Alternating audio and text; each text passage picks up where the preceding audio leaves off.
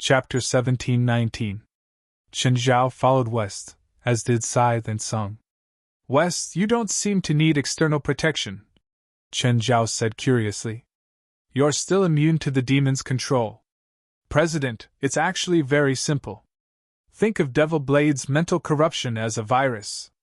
He can invade and control a human's brain, and a human's brain is like a Microsoft system. However, this virus can't invade every system.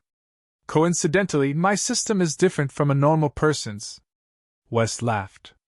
It was different from Chen Zhao, who completely blocked the power of the demon blade. West, on the other hand, was completely immune. The results of both were the same. But the method was different. West, are you an alien? West rolled his eyes. Sickle and Sung were anxious. They really wanted to urge Chen Zhao and West to speed up. But Chen Zhao and West were not in a hurry at all. They took their time. Oh right, why did that Seng Yuanhuang ask you guys to rob for him?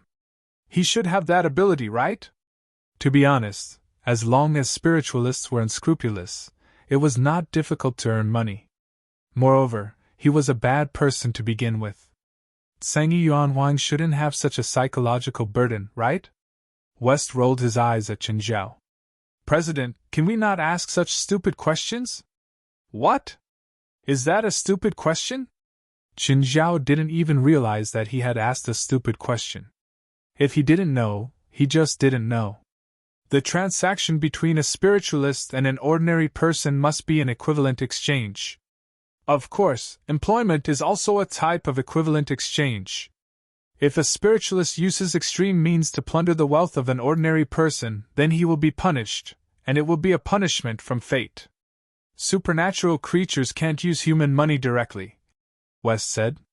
They can only be given, and it has to be the money of the dead. In other words, the two of them have to kill the person before they can steal the money and give the money to the primordial wilderness Tsangi? That's the process. The two of them will bear the consequences. That Seng Yuanhuang will enjoy the final benefit. West nodded. Chen Zhao thought about it. That seemed to be the case. Generally speaking, supernatural creatures did not have the habit of using human currency. This seemed to be restricted by the rules. For example, the evil spirit group in the association always asked their followers to pay for their purchases. Only a weirdo like Seng Yuanhuang, who was half human and half demon. There was the restriction of a demon, but also the desire of a human. He was driven by Tamamo no Mei, but he also wanted to break free from her restraints. To be honest, the 1,000 years without Tamamo no Mei was probably the most carefree life he had ever had. A long life, a prosperous life, and the power to do as you please. Chen Zhao was a little envious. Of course, Seng Yuanhuang didn't really do whatever he wanted. This was Japan, and there were countless talented people here. Even he needed to keep a low profile. West, since you're completely immune to the Devil Blade's control, I'll let you use the Devil Blade when we get back. It can make up for your lack of attack power. West shook his head. I'm not suitable. Why? Not only can the Devil Blade control a person's consciousness, but it can also subtly change a person's personality, making them cruel and bloodthirsty. This change is very subtle and hard to detect. Therefore, other than you, who can completely resist the Devil Blade's power, no one else is suitable. Didn't you say that your system is different from normal people? It's alive and has its own consciousness. Even computer viruses can self-evolve, let alone the Devil Blade. Fine, but this thing is useless to me, Chen Zhao said with pity. It's a disaster if I keep it. It's better to destroy it. Buzz, buzz, buzz. Just then, the Devil Blade in West's hand buzzed. What's wrong? He's scared.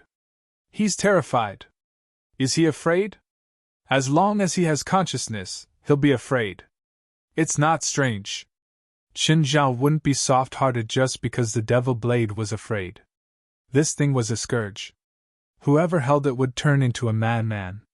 The Japanese spiritual world had a habit. They always liked to keep some weapons or monsters with great destructive power. To control these weapons or monsters, one would have to pay a huge price.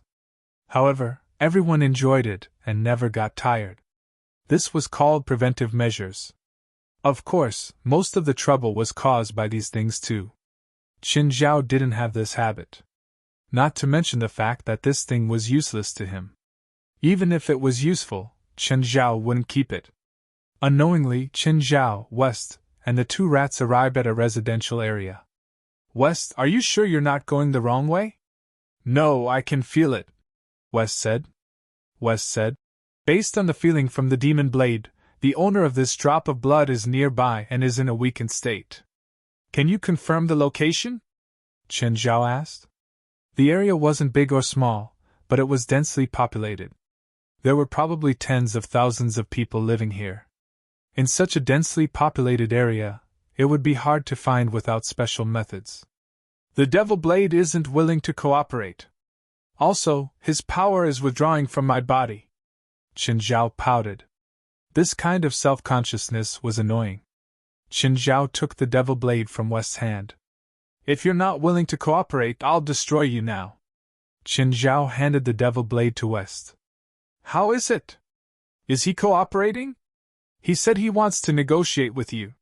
Fuck, so annoying. You're in charge of talking to him, Qin Zhao said. Fine. Holding the Devil Blade, West stood where he was, not moving at all. Sickle and Sum were very anxious. They could vaguely smell their brother's scent in the area. But there were too many people here. They couldn't determine the exact location in a short time. After a while, West opened his eyes. President, his only request is that you don't destroy him. Did you agree? My request is that he must unconditionally obey the orders of everyone in the association and lend his power to them. Also, he can't corrupt their consciousness. What did he say? He said that if we want to borrow his power, we have to see blood. Otherwise, he'll become weaker and weaker. Devil Blades all had the ability to kill. This was how they existed for a long time. The more they killed, the stronger they became. For example, Qin Zhao had used it twice before without killing. The Devil Blade was consuming its own power. If this went on, it would become an ordinary blade. Divine Emperor of the Nine Heavens. Chapter 1720. This meant that he might not be able to use the demon knife in most battles. After all, there might not be blood in many battles. Especially battles between spiritualists. Most of the time, they wouldn't stop until one of them was dead.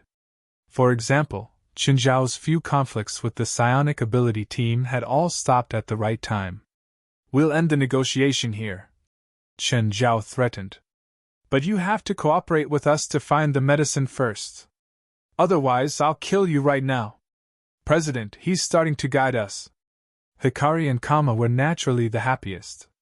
They didn't care about the demon knife. They only cared about their brother. It's here. I can feel it. Your brother's medicine is upstairs. 2 people and 2 mice stopped in front of a 5-story apartment. It was obviously a cheap apartment. It was specially provided for low-income people. Many families with low incomes, even families of 4 or 5 people, were squeezed into a small apartment of 20 to 30 square meters. This kind of cheap apartment was very common in Japan, especially in Tokyo. Can you accurately sense which floor it's on? Search 1 floor at a time. After a while, they arrived at the 5th floor.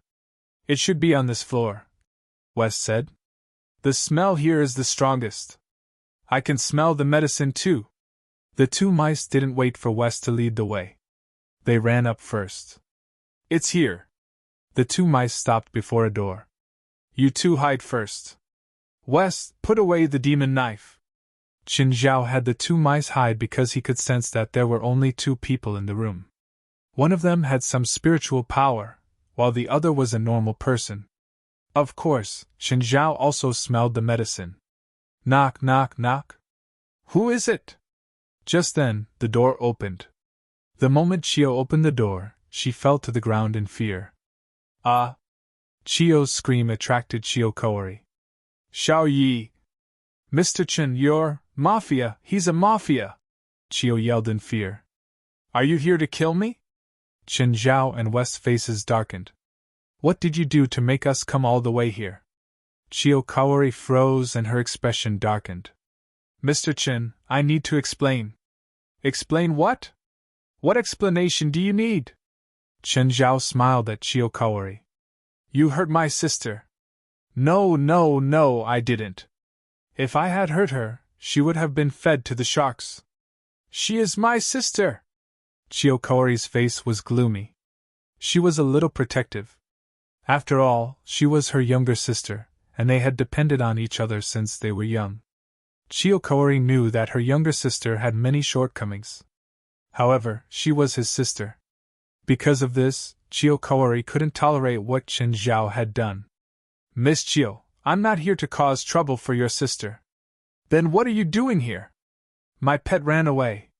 We found that it seemed to have run into your house. What pet? We don't have any cats or dogs. It's not a cat or a dog. In fact, it's a rat. A very big rat. You're here to look for Little Gray? Chiyo's face revealed a suspicious expression. Little Gray? Is that the new name you gave it? If it likes a new name, maybe I'll consider renaming it. Chen Zhao said indifferently. Can you give it back to me now? What Little Gray? Chiyokawari was also confused. I picked it up on the road a few days ago. It was injured, so I brought it back. Picking up a rat on the street? This girl's taste was really unique. Chiyokawari didn't plan to keep it for herself, even though she didn't want to part with Little Gray. However, its owner had come to find them. Moreover, the owner was someone they couldn't afford to offend. So, she could only carry Little Gray out of the room. Chiyokawari's pupils suddenly contracted. The big rat was very weak, but Chiyokawari could recognize its aura. It also looked almost the same as the previous two ferrets. Chiyokawari suddenly reached out and blocked Chiyokawari. Chiyokawari's eyes were like torches as she stared at Chen Zhao and West behind him. Chiyokawari's eyes were like torches as she stared at Chen Zhao and West behind him. Mr. Chin, you're saying that the rat is your pet? Yes. Is there a problem? Can you show me evidence? Chen Zhao snapped his fingers and Song and Sickle ran out. Can the two of them count as evidence? Chiyokawari narrowed her eyes. She had already recognized them. These two mice were the ones that he had encountered in the abandoned factory. Miss Chiyo, I believe you don't want the situation to become more complicated, right? Give Little Gray back to me and I'll leave. Chiyokawari's expression darkened. She'd appeared gentle and introverted before. In reality, the real Chiyokawari was an extremely proud person. I can take it away, but you have to at least give me the right to see you. Your sister is an ordinary person. Are you sure you want her to know your identity? Chen Zhao asked. You already knew my identity? Chiyokawari furrowed her brows.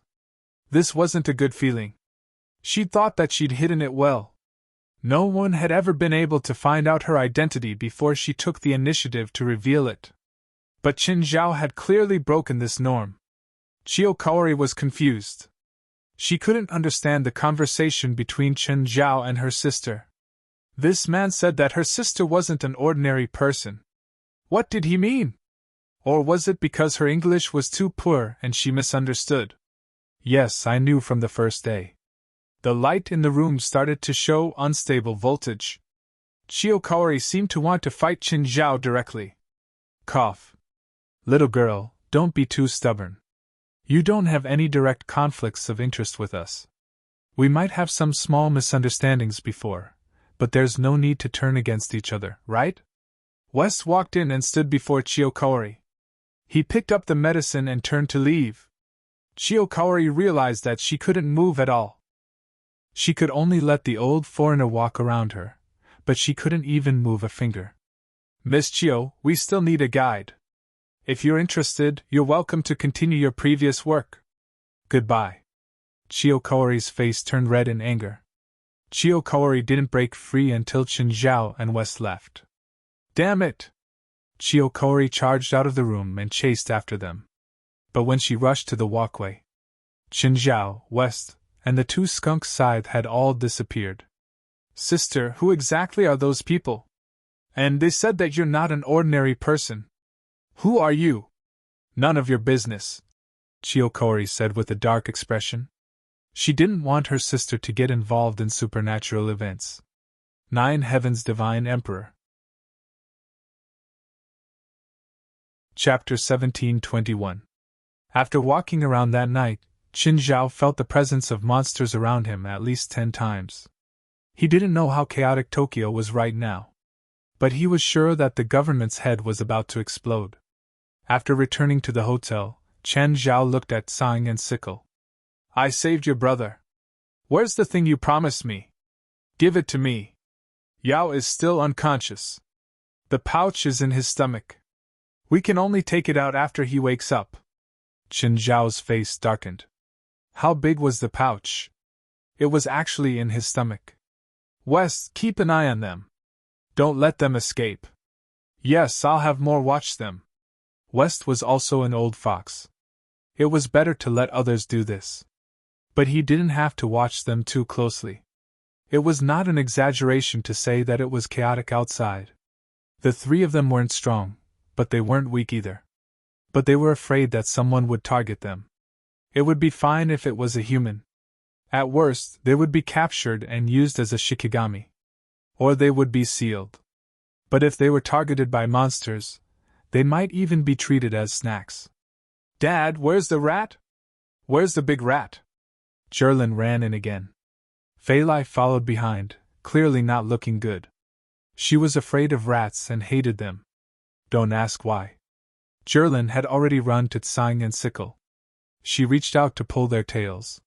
She didn't know what fear was. To Jerlin, she could play with all the big pets in the house. Rats could too. Standing beside Chen Zhao, Fei Lai whispered, If Jerlin says she wants to keep them, just kill them secretly.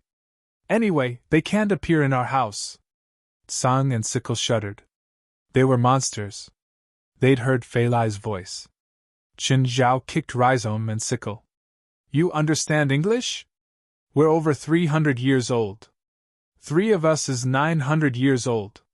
What one of us learns, the other can learn too. We have a few master's degrees alone. Do you think English is a problem for us? What are you so arrogant about? Qin Zhao sneered. I'll sacrifice you to the demon knife. Tsang and Sickle stopped talking. Qin Zhao's fist was bigger. Tsang, Sickle, and Yao were placed in an empty room. Little Jerlin didn't mind it at all. However, most of the people in the association couldn't stand living under the same roof as rats.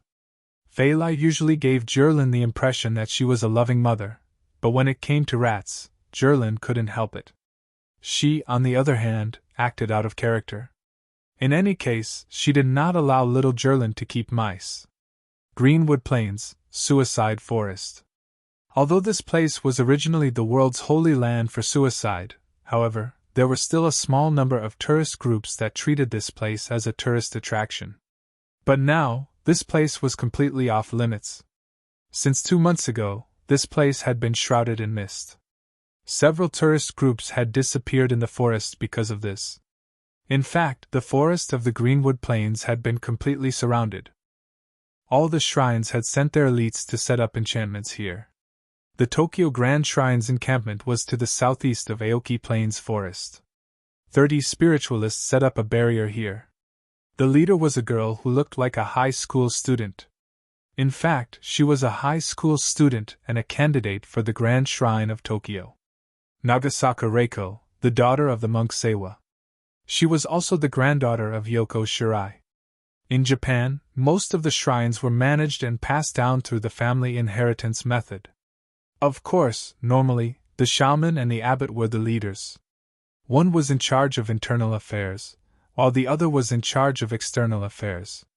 However, the two belonged to 2 completely different priesthood systems. One was Shinto, mainly serving the Tianjin gods who were led by the Amaterasu great god. The other was Buddhist, of course, serving the Buddha. However, this kind of combination wasn't rare in Japanese shrines. Although there were religious conflicts in Japan, they weren't fierce. They would even merge with each other. The Tokyo Grand Shrine wasn't an exception. The shamans were like the spokespersons of God, so most of the time, their words represented the will of God. Some shrine shamans were specific. In order to maintain the purity of the bloodline, they would use intermarriage within the clan to give birth. Just like the Japanese royal family, the royal family in the past used intermarriage within the clan to ensure the purity of the bloodline. The Tokyo Grand Shrine didn't have such a requirement. For example, the current shaman, Yoko Shirai, was an outsider. However, Yoko Shirai herself was an extremely powerful spiritualist. Plus, she had an illustrious background and was also Zhang Tianyi's student. To put it bluntly, she was equivalent to returning from studying in the spiritual world. Therefore, it was only natural for her to marry into Changban and take over the position of shaman. Damn it, the miasma is expanding outward again. Nagasaka Reiko cursed. Retreat 1 kilometer. Although they had set up a barrier here to prevent the spread of the miasma. But the effect was not obvious. Miss, the miasma is growing especially fast this time. I'm afraid 1 kilometer is not enough. We have to retreat at least 5 kilometers. The one who spoke was Nagasaka Reiko's henchman. Every generation of shamans had their own henchmen and followers. It was similar to the change of government. Those in power would have their own leadership team. Of course, to subdue henchmen and followers, one needed enough ability and personal charm. Then retreat 5 kilometers, Nagasaka Reiko said with an ugly expression. By the way, report the situation here to Grandma. At this moment, there was a sudden commotion in front of them. What's going on? A group of monsters wants to break through our line of defense and enter the miasma. Damn bastards, destroy them all for me. Nagasaka Reiko had a fiery temper, and she was in a depressed mood. Just like in human society, there was also worship among monsters. There were always some monsters who felt that the appearance of Tamamo no Mae could change the situation of monsters. Therefore, they couldn't wait to pledge their loyalty to her. This was not the first group of monsters. Before this, there were several groups of monsters who also had the same idea. At this moment, a bird monster in the sky rushed into the mist. Not long after the bird monster disappeared into the miasma, a miserable scream was heard. A bunch of idiots, Nagasaka Reiko said with a black face. These monsters also couldn't escape the misfortune of entering the miasma. They thought that they could hug the thigh, but in fact, they would only become nourishment for the stone of slaughter. Would Tamamo no Mae care about the loyalty of these ants? Obviously not. To him, these weak little monsters were no different from humans in essence. At this time, the miasma spread out a bit more. Nagasaka Reiko quickly retreated with her people. If they also fell into the miasma, it would be very troublesome. There was only one person who could freely enter and exit the miasma, Zhang Tianyi. 9 Heaven's Divine Emperor. Chapter 1722. Early in the morning, Qin Zhao did not expect Zhang Tianyi to come at this time. Qin Zhao. Zhang Tianyi looked at the sumptuous breakfast before him, and his face darkened. Is this what you eat every day? More accurately, it's breakfast. Last night, we found 3 corpses in the suburbs. They were all powerful monsters and confirmed to be 3 of Tamamo no Mae's 4 generals. Zhang Tianyi looked at Qin Zhao. You did it? Yes. Didn't you say that killing the 4 generals could stop Tamamo no Mae from appearing? They happened to be together. It was a rare opportunity, so I killed them. Qin Zhao asked. What? Is Tamamo no longer going to appear? You came all the way here to thank me? Zhang Tianyi smiled wryly. It's not that Tamamo no longer will appear, but that she'll be unsealed earlier. What? It didn't work? Qin Zhao asked. No, we all fell for it. Stopping the 4 generals can stop Tamamo no Mae from appearing, but it's actually Tamamo no Mae's scheme. I don't understand how this has anything to do with her. I didn't either, but the 3 generals you killed had remnants of Tamamo no Mae's demonic aura on them. And then? They were born because of Tamamo no Mae. Tamamo no Mae left monster chi on them. Before she was sealed, she purposely said that their appearance would cause her to come out. That's not wrong, though. Zhang Tianyi bitterly smiled and shook his head. Because once they appear, the spirit realm will do everything in their power to hunt them down, and their demonic chi will return to Tamamo no Mai. Now that Tamamo no Mai is sealed in the Stone of Slaughter, the demonic chi has become masterless. It will attack the seal on the Stone of Slaughter from the outside, forcing the seal to collapse even faster. With both the inside and the outside working together, Tamamo no Mai will appear earlier. So you're here to denounce me for my crimes? Do you think I dare? Zhang Qianni rolled his eyes. You're the main force this time. Are you prepared? When do you think Tamamo no Mai will appear? It won't be more than 3 days. As for the exact time, it's not up to us to decide. It's up to Tamamo no Mai to decide. She can come out whenever she wants. Let me ask you something, Qin Zhao said. What? Is this Tamamo related to the nine-tailed fox in China? I don't know. Zhang Tianyi thought that Qin Zhao was going to ask something. Rumor has it that Tamamo no Mai is a nine-tailed fox from China. She came to Japan to cause trouble. However, this was only a rumor. There was no concrete evidence. Also, it was rumored that Tamamo no Mai was a man. However, it seemed like even the Japanese could not prove it. This was because no matter where they were in Japan, nine-tailed fox or Tamamo no Mai would always appear as a woman. Furthermore, the nine-tailed fox was rumored to be the fox of Green Hill. It wasn't a mountain spirit or a wild monster. There were also wild foxes that became spirits, but they wouldn't grow more than one tail. There were only females in the Green Hill foxes, no males. If they wanted to continue the family line, they had to go out and find a man. Since Tamamo no Mai was a nine-tailed fox, she should have come from the Green Mountains. If that was the case, then Tamamo no Mai should have been a woman. No, more accurately, it should be a female. Of course, Qin Zhao was more interested in the legendary beauty's face. Just how beautiful was this peerless face? How much longer do you want to eat? Until I'm finished. Why? Do you want some too? Come with me to the forest of Greenwood Plains. Guard there. There's no rush, right? Once Tamamo no Mai comes out, we have to stop her immediately. Zhang Tianyi said frankly. I can't stop her, so you have to do it. Of course, this was also because he cherished his life. If he wanted to stop Tamamo no Mai, he might have to risk his life. It was better to let Qin Zhao take the lead.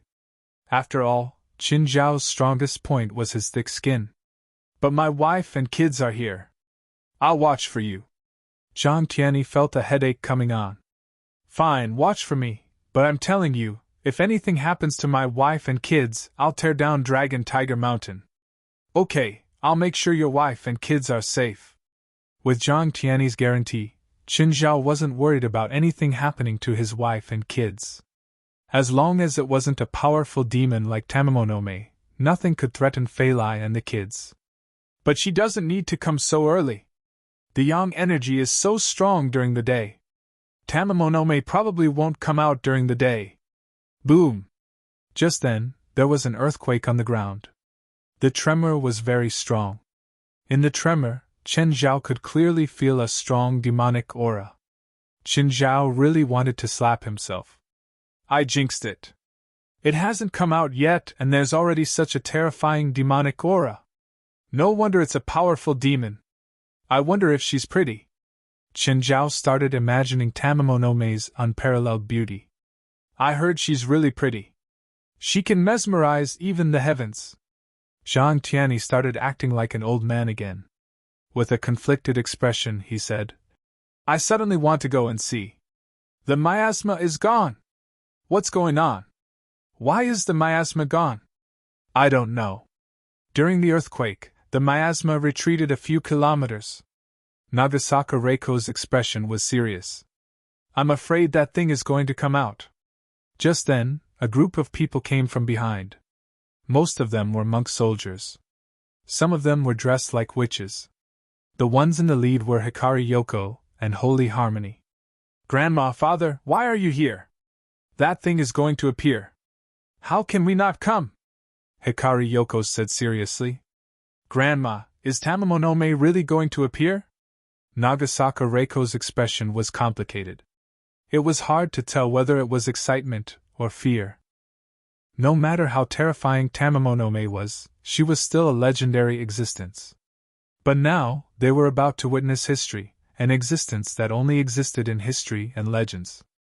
At this moment, another strong earthquake occurred on the ground. On Mount Fuji in the distance, the snow on the top of the mountain caused the rocks to tumble down. Very soon, it became a landslide. An even stronger demonic aura emanated from the forest of the Greenwood Plains. At the same time, the miasma shrunk again. However, in the area that had been covered by the miasma, the leaves had withered. There was no vitality at all. Another group of people came from behind, but they weren't from the shrine. They weren't even Japanese. Instead, they were spiritualists from other countries. There were quite a few of them too. Judging from their skin and hair color, they could form a United Nations. Ms. Yoko, hello? One of the older priests walked over. He seemed to know Hikari Yoko. Father Oker, you're here. Hikari Yoko called out in surprise and joy.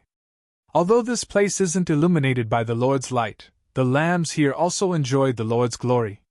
They can't be blasphemed by evil. Father Oker's words sounded more like a missionary. Those who didn't know might even think that he was a devout priest. In truth, Father Oker had already been expelled from the headquarters due to his presumptuous contact with heretical magic. 9 Heavens God Emperor. Chapter 1723. Although the Church was also one of the 3 major religions in this world, they were more resistant to foreign religions. They felt that other religions were all heresy and that other gods were all evil gods. Father Oker was, of course, a staunch shepherd of the Lord. However, he felt that the magic or spells of other religions had their merits. Simply put, Father Oker was a believer of God, but not a believer of the Church. When it came to upholding justice, he was almost impeccable. For example, this time, the seal on the Japanese rock of slaughter had loosened. He directly brought people to help. Although the Japanese spiritual world had already sent out a request for help to the entire world. But Father Oker came purely on his own accord. Not long after, another group of spiritualists arrived. This time, all of them had blonde hair and blue eyes. Vestana rubbed her nose. The place was filled with an unpleasant smell. She smelled demonic aura. Even though she wasn't a spiritualist, she still smelled demonic aura. The demonic aura here was so thick that even ordinary people could smell it. She and the psionic team already saw a large group of spiritualists in front of them. However, they didn't go up to greet them. This was her first time leading a team on a mission abroad. However, as soon as they arrived in Japan, the Japanese spiritual world sent out a request for help. This forced them to change their plans. Of course, this time in Japan. Vestana also realized the difference between a spiritual desert and a spiritual peak. During the first 2 days of her arrival, she was still somewhat proud. Then, she found a few Japanese spiritual organizations and communicated with them. The process was quite pleasant. After all, the Japanese paranormal organizations had treated them warmly after receiving the money. However, they didn't want to be treated warmly. They wanted to communicate. Of course, it wasn't that there was no communication at all. However, through this communication, Vestana felt similar to the feelings of the Chinese football fans. The other party also pointed out their shortcomings. For example, the members of the psionic team were too simple. Their individual strength couldn't be said to be very weak. They could only be considered average. However, when they teamed up for battle, their cooperation was almost non-existent. If it was a one-on-one battle, they could still fight back and forth. They could win 2 or 3 out of 10 battles. However, if it was a team battle, it was simply unsightly. The other party won almost every battle with an absolute advantage. They even won with 0 casualties. Vestana made up her mind to look for an Eastern instructor when she returned. With enough money, he would definitely be able to find a powerful instructor. Dongfang. Miss Vestana, the man in front seems to be waving at us, Brit said. Vestana looked ahead and saw a man dressed like a priest waving at them from the crowd in front of them. Vestana stepped forward and greeted the priest. "Hello, how can I help you? You're an ordinary person? Or are you so strong that I can no longer tell how strong you are?" Father Oak asked. "Hello, Father, I am an ordinary person." "Ordinary people? All right, call your men over," Father Oak said. He did not ask why a normal person like Vestana would join in the fun. Everyone has their own reasons. He would not interfere with other people's decisions. "Call my people over? What for?" "Little girl, Father Oker has the reputation of being the #1 saint in Northern Europe. He called your people over to give them blessings," Bai Ryoko said. "Oh, please wait a moment." Vestana called the psionic team over. "All of you, stand over there and gather together." Father Oka ordered the psionic team members to stand together with the people from Tokyo Grand Shrine. After the two sides stood together, Father Oka activated his magic. "Holy light!" Father Oka let out a resonant shout.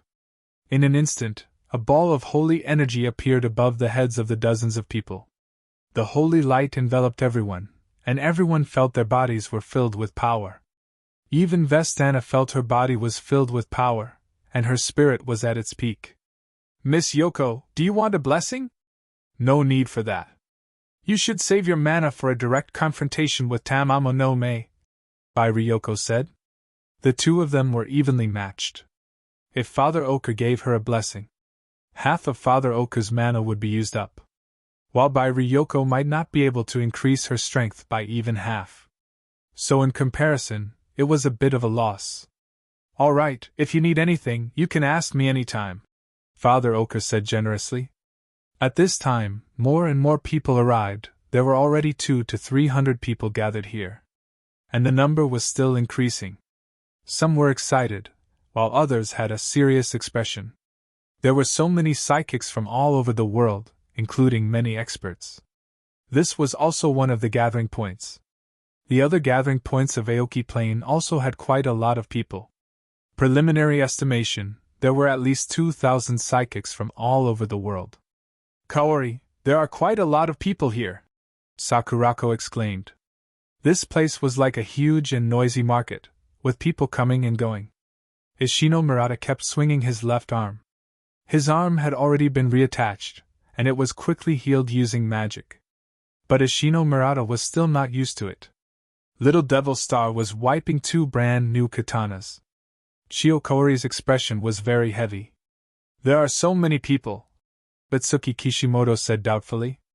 "No matter how strong the 1,000-year fox spirit is, she can't win, right?" "Hard to say." Chio Kaori did not know how strong the legendary Tamamo no Mei was. But her spiritual retainer was telling her to run, run. This was the first time Chio Kaori's spiritual retainer had lost its composure and panicked. In the past, she had also encountered strong enemies. But even the legendary monsters, her spiritual retainer had never retreated. As long as she needed it, it would always fight bravely for her. But this time, her spiritual retainer was not normal. Just how terrifying was the legendary Tamamo no Mei? She could actually scare her spiritual retainer like this. "Oh, Miss Chio, you're here too," Chio Kaori heard an annoying voice. Turning around, she saw Chen Zhao walking over with his hands in his pockets. "What are you doing here?" "Watching the show," Chen Zhao said matter-of-factly. Chio Kaori looked at him unkindly. "Aren't you afraid of dying here?" "I won't die." Chen Zhao grinned.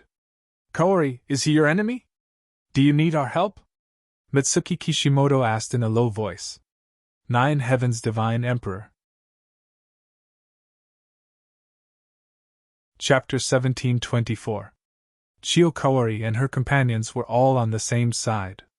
Years of revolutionary friendship had made them trust each other. They were all pointing their guns at the same time. Therefore, Chen Zhao seemed a bit weak when facing the 5 of them. "Are you sure you want to fight me here? That's not a smart choice." Chen Zhao looked at the 5 with an annoying smile. "It doesn't take much effort to take care of you." Little Devil had already taken out a pair of katanas. "Mr. Chen, do you need help?" West Anna walked over with her people. Of course, she wasn't here to help Qin Zhao. She was here to watch the show. She didn't know how strong these Japanese spiritualists were. It would be great if they could teach Qin Zhao an unforgettable lesson. However, she had clearly underestimated Qin Zhao's shamelessness. Of course. I'm glad you came to help me. Thank you so much. I'll leave them to you, Qin Zhao said decisively. West Anna and the members of the psionic ability team were all unhappy. Very unhappy. Rumble. Just then, there was another earthquake. This time, it was much stronger than before. Many people couldn't stand still. To the Japanese, they had long since gotten used to this feeling of being shaken at the slightest provocation. But foreigners might not be used to it. The miasma had shrunk even more. The demonic aura in the air was much thicker. However, this earthquake gave Vestana an excuse to get away. We should fight against the evil monsters together instead of wasting our power on internal fights, Vestana said righteously. Of course, if you insist on fighting, we won't interfere, Vestana said sternly. Qin Zhao couldn't help but give her the middle finger. Fuck, that pitiful university student had become so cunning. Were all politicians so shameless? Qin Zhao didn't think that he had also become the kind of people he hated the most, rich people. At this moment, the sky began to darken. At this moment, everyone present could not help but look up. Solar eclipse. Qin Zhao frowned. Was this a coincidence? No matter how strong Tamama was, she couldn't change the trajectory of the celestial bodies. If she was really strong enough to change the stars, then Qin Zhao had to admit that he lost. In that case, he had to admit that he had lost. The probability of people seeing a total solar eclipse was much lower than a lunar eclipse. The lunar eclipse could be seen by half of the people on Earth. However, because the moon blocked the sun during a total solar eclipse, the moon's shadow was visible during a total solar eclipse. Through the moon's shadow, it was reflected on Earth with a diameter of more than 100 kilometers. In other words, when a solar eclipse occurs, only people within a radius of more than 100 kilometers will be able to see the total solar eclipse. People outside this area could only see a partial solar eclipse at most. Therefore, Qin Zhao felt that the probability of this coincidence was too low. But it really happened. There was another possibility. Tamamo no Mei had already calculated the time of the eclipse. The shadow was slowly eroding towards the sun. Gradually, the entire land was plunged into darkness. When the sun was completely covered, the outer corona could still be seen. However, the corona did not last long. The moment the shadow completely enveloped the corona, true darkness descended. A gust of wind blew through the center of the greenwood plain. Everyone's heart skipped a beat. Everyone knew that a peerless demon had been born. A huge figure the size of a small mountain appeared in the center of the greenwood plain. Qin Zhao looked over. It was a body even larger than Amanda Didier. A nine-tailed demon fox. Boundless demonic aura spread out from the nine-tailed fox's body. The trees around Qin Zhao were blown down by the wind. Then, an even more shocking scene appeared. Mount Fuji erupted without warning. Crimson magma and volcanic ash burst out and soared into the sky. The sky was immediately covered by volcanic ash. It was too fast. Before the eclipse was over, the volcanic ash had already covered the sky. At that moment, be it the Japanese spiritualists or the reinforcements, they were all stunned by this shocking scene. Was this the phenomenon caused by the appearance of a peerless demon? Formation! Yoko Hakui, who was at the front, yelled. The people from the Tokyo Grand Shrine formed a huge formation. The outermost were the monk soldiers. In the center were the 5 witches. Yoko Hakui stood in the center and took a golden bow from her shoulder. Wheat ears were carved on both sides of the bow. The bowstring seemed to be made of hemp. Qin Zhao looked at the Tokyo Grand Shrine's formation. He didn't understand formations, but it didn't stop him from observing the flow of magical power. All the monk soldiers and witches poured magical power into Yoko Hakui at the same time. Yoko Hakui slowly pulled the bowstring. There were no arrows on the bowstring. However, Hakui Yoko had condensed the purest mana into a golden arrow. Just then, the huge nine-tailed fox noticed the commotion. But he didn't stop it. Instead, he watched the Tokyo Grand Shrine form the formation and Yoko Hakui pull the bow. Suddenly, two huge nets appeared on both sides of the nine-tailed fox. The nets rose from the left and right sides and merged into an even larger net, covering the nine-tailed fox. This was a premeditated ambush from the shrines on both sides. Yoko Hakui's eyes flashed, and she released the bowstring. The golden arrow turned into a beam of light and shot toward the nine-tailed fox. Whoosh! Wherever the golden arrow passed, the forest was split open. That was an indescribable arrow that carried with it a mighty force that could destroy anything. The nine-tailed fox lowered its head and suddenly opened its mouth. Roar! In an instant, the roar erupted like a monstrous wave. The golden arrow disappeared before it could even touch the nine-tailed fox. The trees in front of the nine-tailed fox were uprooted. The area within a few kilometers had become a barren wasteland. Not a single blade of grass could be seen. Everyone in the vicinity had already disappeared. The Tokyo Grand Shrine's formation also collapsed. The dozen monk soldiers didn't even have a complete corpse. The witches in the inner circle all spat out a mouthful of blood. Hikari Yoko's face showed a hint of decline, and her body was on the verge of collapse. The nine-tailed fox's 9 tails slapped the ground heavily. In an instant, the ground within a radius of several kilometers began to crack. The cracks spread like a spider web. Many spiritualists fell into the cracks. Everyone was shocked by the scene. This is Tamamo no Mae? Vestana's face was filled with shock. This monster. Could humans really fight against it? God Emperor of the 9 heavens. Chapter 1725. Following that, the dark clouds in the sky rumbled, and rocks carrying scorching lava fell from the sky. Just like a meteor shower, if they were separated by a screen. If it was through a screen, it would definitely be a beautiful scene.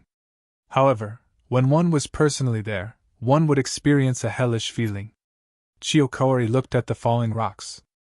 This is the end of the world? This was a battle that couldn't go on. What they were facing wasn't a real monster at all. It was nature. They weren't thinking about how to defeat Tamamo. They were thinking about how to survive. Hundreds of spiritualists had died in the earth-shattering battle. The others were just struggling to survive. Chiyokori, Little Devil, Kishimoto Mitsuki, Murata Ishino, and Sakurako wanted to escape. But the ground in front of them had cracked into an island. They were trapped on a piece of land that was less than 30 square meters. There was a bottomless chasm around them. Qinzhao also looked at the collapsing sky and earth. He couldn't help but exclaim, "Amazing! Unimaginably powerful!" Whether Qinzhao was willing to admit it or not. The power of the fox demon was beyond his imagination. At this time, Yoko and the people from Tokyo Grand Shrine once again formed a formation. They knew the difference in power was too great.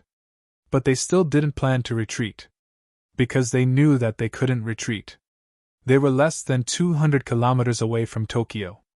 Once the 9-tailed fox approached Tokyo, the casualties wouldn't be dozens or hundreds. It would be tens or hundreds of thousands of people. To be honest, Chen Zhao quite admired them.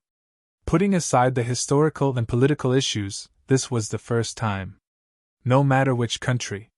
They all had their own noble people. Confrontation! A huge confrontation. Rune rose and hit the 9-tailed fox's head. The 9-tailed fox shrieked in pain. The 9-tailed fox waved its tails, shaking the earth. In the distance, another rune rose in the forest of Aoki Plain. It was the Bing rune. The rune slammed heavily onto the 9-tailed fox's body. The 9-tailed fox raised its head and howled. Another fighting rune rose. Then it was Zhe Jie Zhen Lai Zai Qian. The 9 words mantra was a Chinese Taoist mantra spell. It was also known as the 6 Jia secret blessing. It came from the 17th volume of Biopuzi, the 5th paragraph.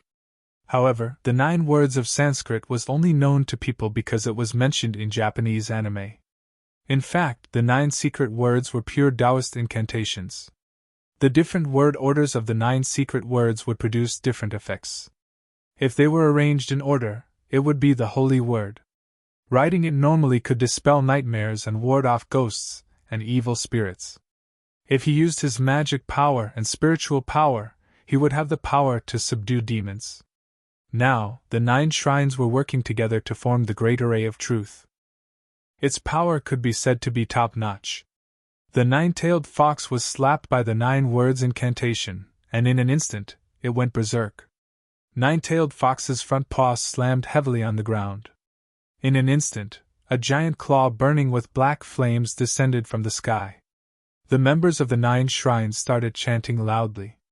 The 9 secret words regrouped and turned into a giant golden palm, rising from the bottom. It happened to collide head-on with the giant claw burning with black flames. Bang! A terrifying power rippled in the air. The giant golden palm suddenly turned into specks of starlight. The giant claw that was burning with black flames was still unscathed as it landed on the ground. The impact brought with it black flames, which spread in all directions.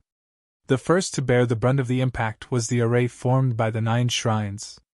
Under the impact, it was almost non-existent. The great array of truth collapsed instantly.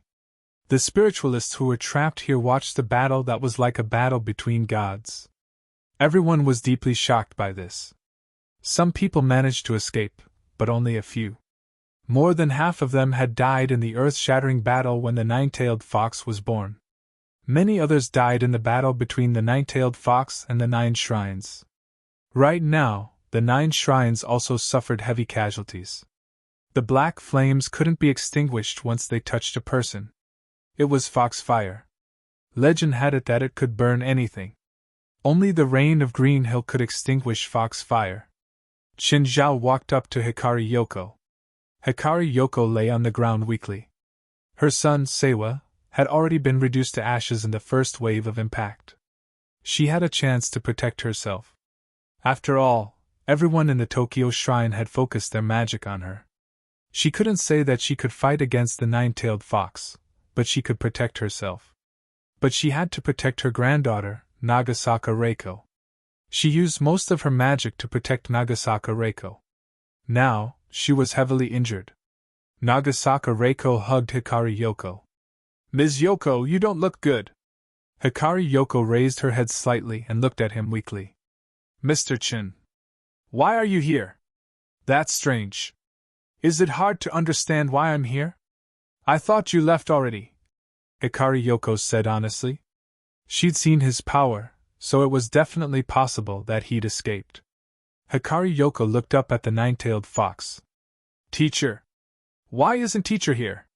Teacher! Where are you?" Hikari Yoko yelled in grief. She felt that only Zhang Tianyi could turn the situation around. But to her disappointment, Zhang Tianyi didn't appear. Her yell attracted the 9-tailed fox's attention. 9-tailed fox didn't forget Hikari Yoko. She'd been causing trouble for her ever since she came out of the Stone of Slaughter. 9-tailed fox's bloody mouth descended from the sky, biting at Hikari Yoko and Nagasaka Reiko. Qin Zhao lifted his foot and kicked 9-tailed fox's head. 9-tailed fox took a step back in pain. "Can you show some respect?" Hikari Yoko, Nagasaka Reiko, and Chio Kaori and the others behind all had stiff expressions. Wasn't this guy a bit too daring? Facing the 9-tailed fox, who had the power to destroy the world, he didn't retreat at all, nor was he timid at all. 9-tailed fox lowered her head again and looked at Qin Zhao up close. Qin Zhao just stood there. He didn't attack or retreat. He was less than 10 meters away from 9-tailed fox. They looked at each other. Even though 9-tailed fox's gaze was all focused on Qin Zhao. But Hikari Yoko and the others felt endless fear. Even though it was just a gaze, it still gave them a huge sense of pressure. "Who are you?" 9-tailed fox finally said. "I heard that you're a peerless beauty, so I came to see if it's true and see if I can kill you," Qin Zhao said. "Change into your human form. Let me see if you live up to the title of peerless beauty." Everyone broke out in a cold sweat. They'd never seen such a bold person before. Who was that? It was the legendary world-destroying demon. Chen Zhao actually spoke to her in such a tone. 9 Heaven's Divine Emperor. Chapter 1726. The 9-tailed fox was gone. A woman walked out of the black fire. She was barefoot and had long legs. She wore a light muslin dress with a low collar. Her breasts were faintly discernible. Although her figure was not exaggerated to the point of exploding, it gave people a feeling that it was just right. Of course, to use the most popular saying, that pair of long legs could be played for a year. Her face was like jade. She was breathtakingly beautiful and had a hint of feminine charm. Her hair reached her waist, and she wore a pair of white jade bracelets on her arms. Her hands were slender, as if they didn't have any bones.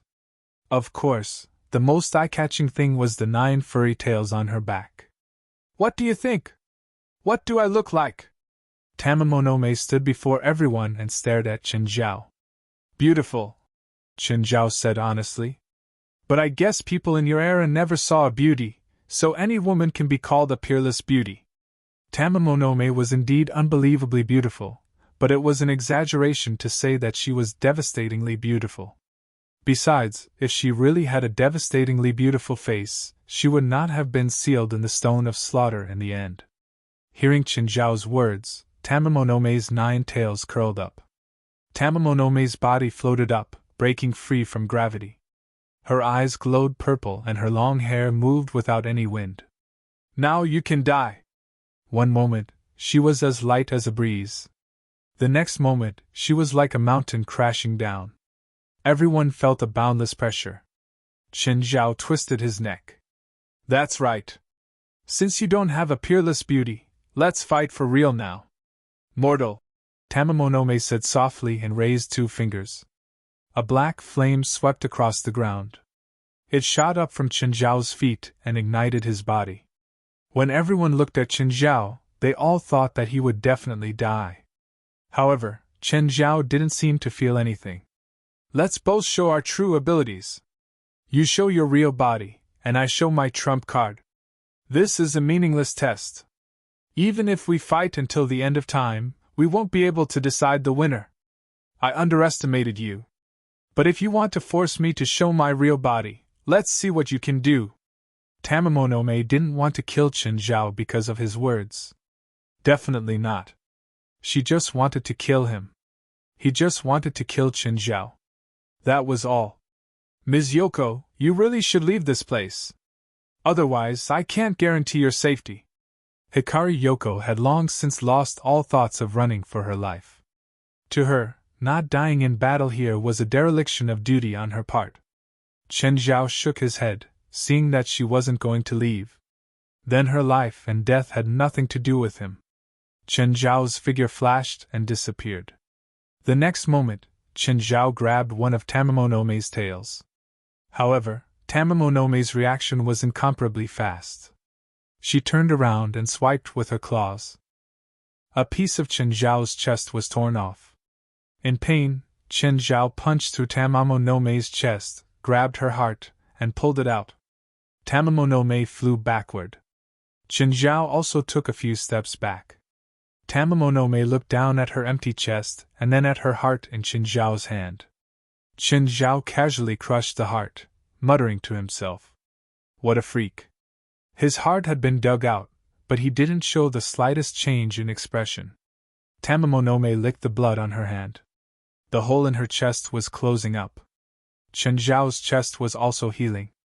Hikari Yoko, Nagasaka Reiko, Chiokearu, and the others all stared at Chen Zhao, dumbfounded. What had just happened? Had that guy crushed Tamamonome's heart? He hadn't lost in that exchange? Tamamonome raised one arm high. She grabbed at the sky and then pulled it down. The dark clouds in the sky suddenly seemed to be ignited. All the dark clouds in the sky turned red. Then, stones that had been ignited fell from the sky at a super high speed. They had accurately locked onto Chen Zhao's position. Fist shadows. Chen Zhao waved his fists that filled the sky. The stones that had been ignited were shattered 100 meters in the air. Everyone sucked in a breath of cold air again.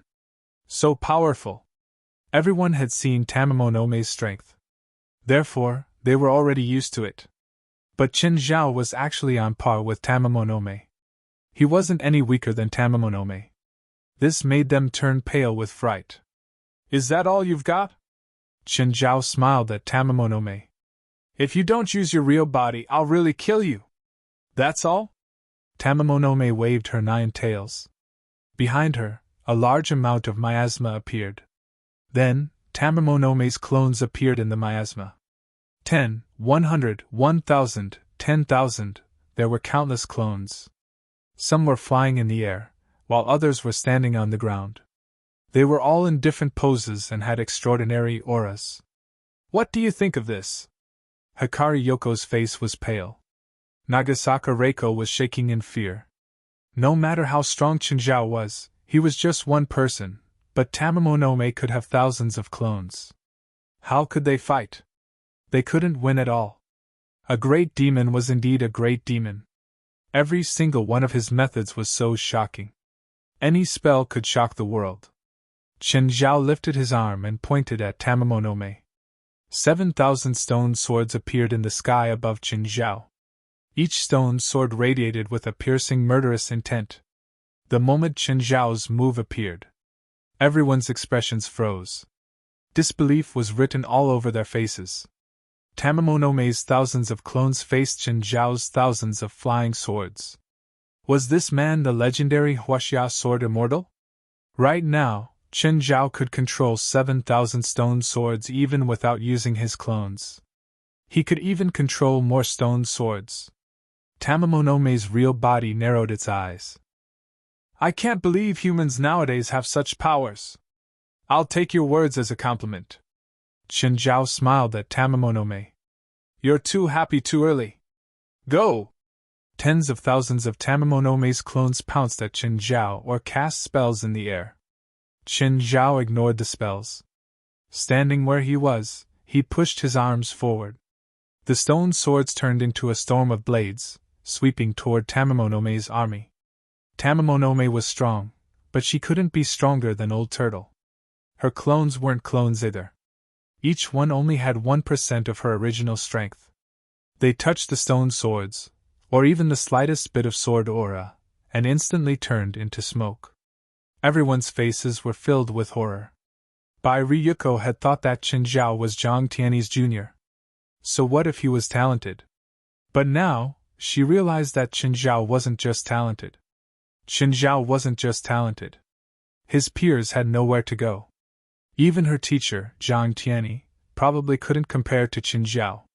Could it be that the supernatural world of Huaxiao was already this powerful? An unknown young man actually had such strength? Jiutian Divine Emperor. Chapter 1727.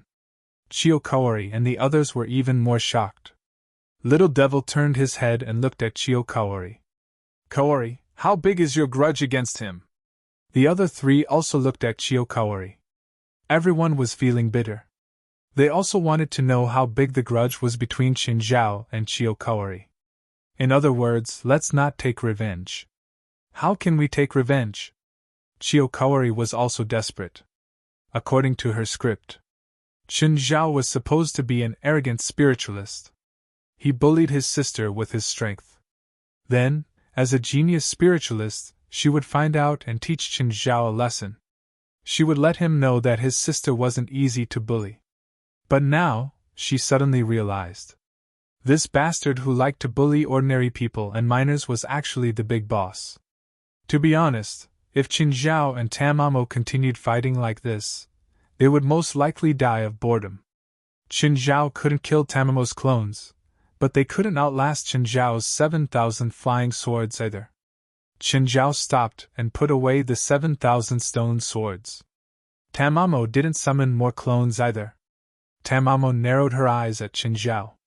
Qin Zhao also stared at Tamamo. Looks like normal methods can't kill you. Tamamo finally confirmed that Qin Zhao was indeed qualified to make her reveal her true form. Instantly, 100 times more demonic aura exploded from Tamamo's body. Tamamo revealed her nine-tailed true form again.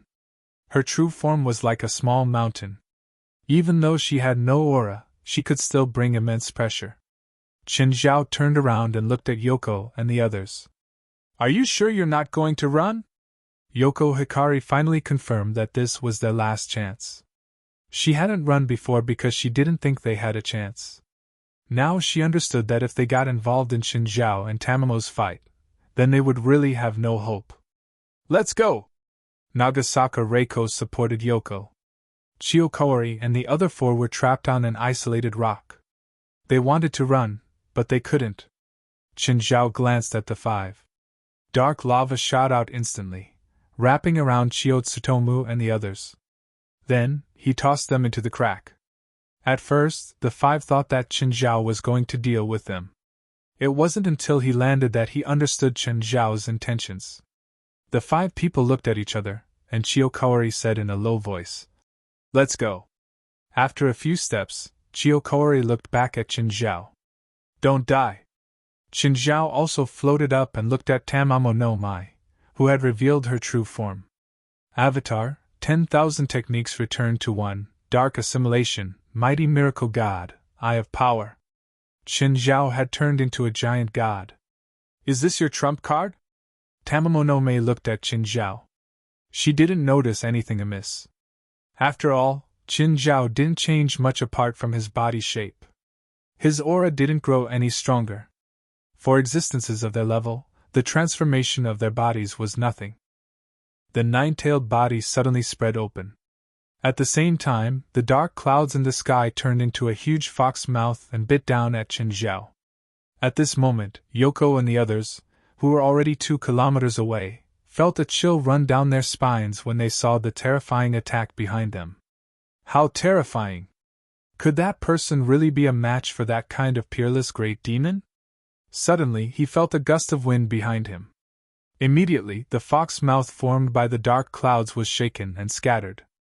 Qinzhao threw a punch and tore a hole in the dark clouds in the sky. But he immediately changed directions and charged at the nine-tailed body at full speed. The yin and yang powers in his body circulated rapidly, bringing even more surging immortal power. 100 meters away from the nine-tailed body, Qinzhao threw a punch. The punch wasn't green like before. Instead, it was as dazzling as a star, and the punch was as vast as the ocean. Danger! The nine-tailed body almost instinctively avoided the punch. The shadow of the fist swept past like breaking dry weeds and smashing rotten wood. Everything that stood in its way disappeared in an instant. After charging more than 10 kilometers, the punch finally landed at the foot of Mount Fuji. The foot of Mount Fuji collapsed, leaving behind an eternal scar. The nine-tailed body looked back and couldn't help but gasp. Now, she was finally sure that the human before her was at the same level as her. No, in terms of combat ability, Qinzhao was definitely above her. This time was different from last time. Last time, there were many people surrounding her. But none of them could truly match her. In the end, they just barely managed to seal her. But this time, the human before her could really kill her. Qinzhao's attack missed. He approached the nine-tailed body and followed up with another punch. The nine-tailed body was hit solidly this time. The nine-tailed body's huge body was sent flying.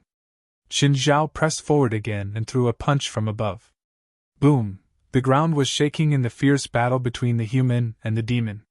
Smoke had already filled the entire forest.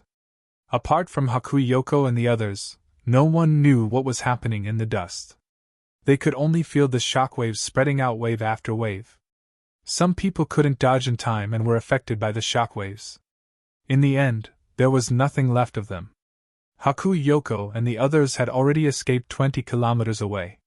Right now, they were standing on a road that had long been sealed, looking down at the forest of Aoki Plains below. In the center of the forest, the battle was still going on. Every impact was shocking to the eyes. It wasn't like a battle humans should have at all. It was completely different from the battle they'd imagined. It was the ultimate manifestation of destruction. Mount Fuji was still showing the ultimate power of nature. The ground continued to shake, and volcanic ash continued to fall from the sky. He didn't know whether it was caused by the battle in the center of Aoki Plain or the eruption of Mount Fuji. The government couldn't intervene at all, unless they launch a nuclear bomb. But the center of the battlefield was at the foot of Mount Fuji. If the nuclear bomb hit Mount Fuji and caused Mount Fuji to go out of control, the situation would be even more troublesome. The only thing they could do now was to seal off the surrounding hundreds of kilometers and control public opinion. Fortunately, the sky was too dark because of the dark clouds. Therefore, it was almost impossible to know the exact situation outside of the Greenwood Plains. They also thought that the battle at the foot of Mount Fuji was between Zhang Tianyi and Demonic Fox. This made them even more reluctant to launch the nuclear bomb. Who was Zhang Tianyi? To put it bluntly, if they hurt Zhang Tianyi because of the nuclear bomb, then the consequences might not be any worse than the demon fox wreaking havoc. Therefore, they could only wait for the results. He was waiting for the battle between Zhang Tianyi and Tamamo no Mei to end.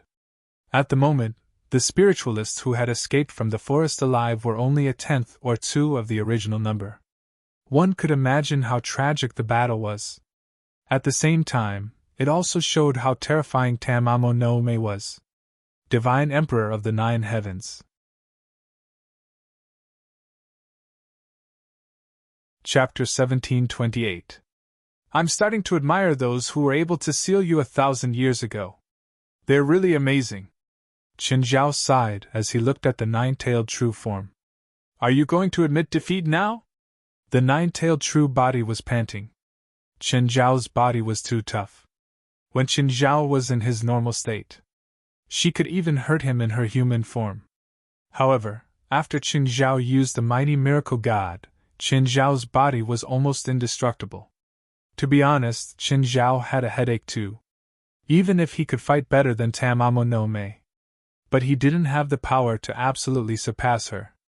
Therefore, it was impossible for him to kill her.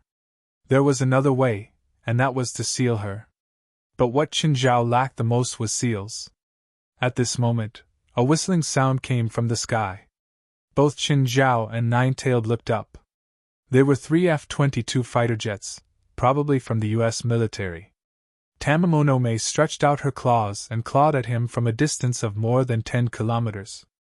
The dark cloud turned into a giant claw and grabbed the 3 American fighter jets. Boom, boom, boom.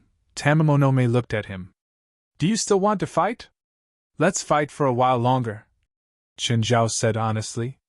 If there's really no other way, we'll go home and find our own mothers.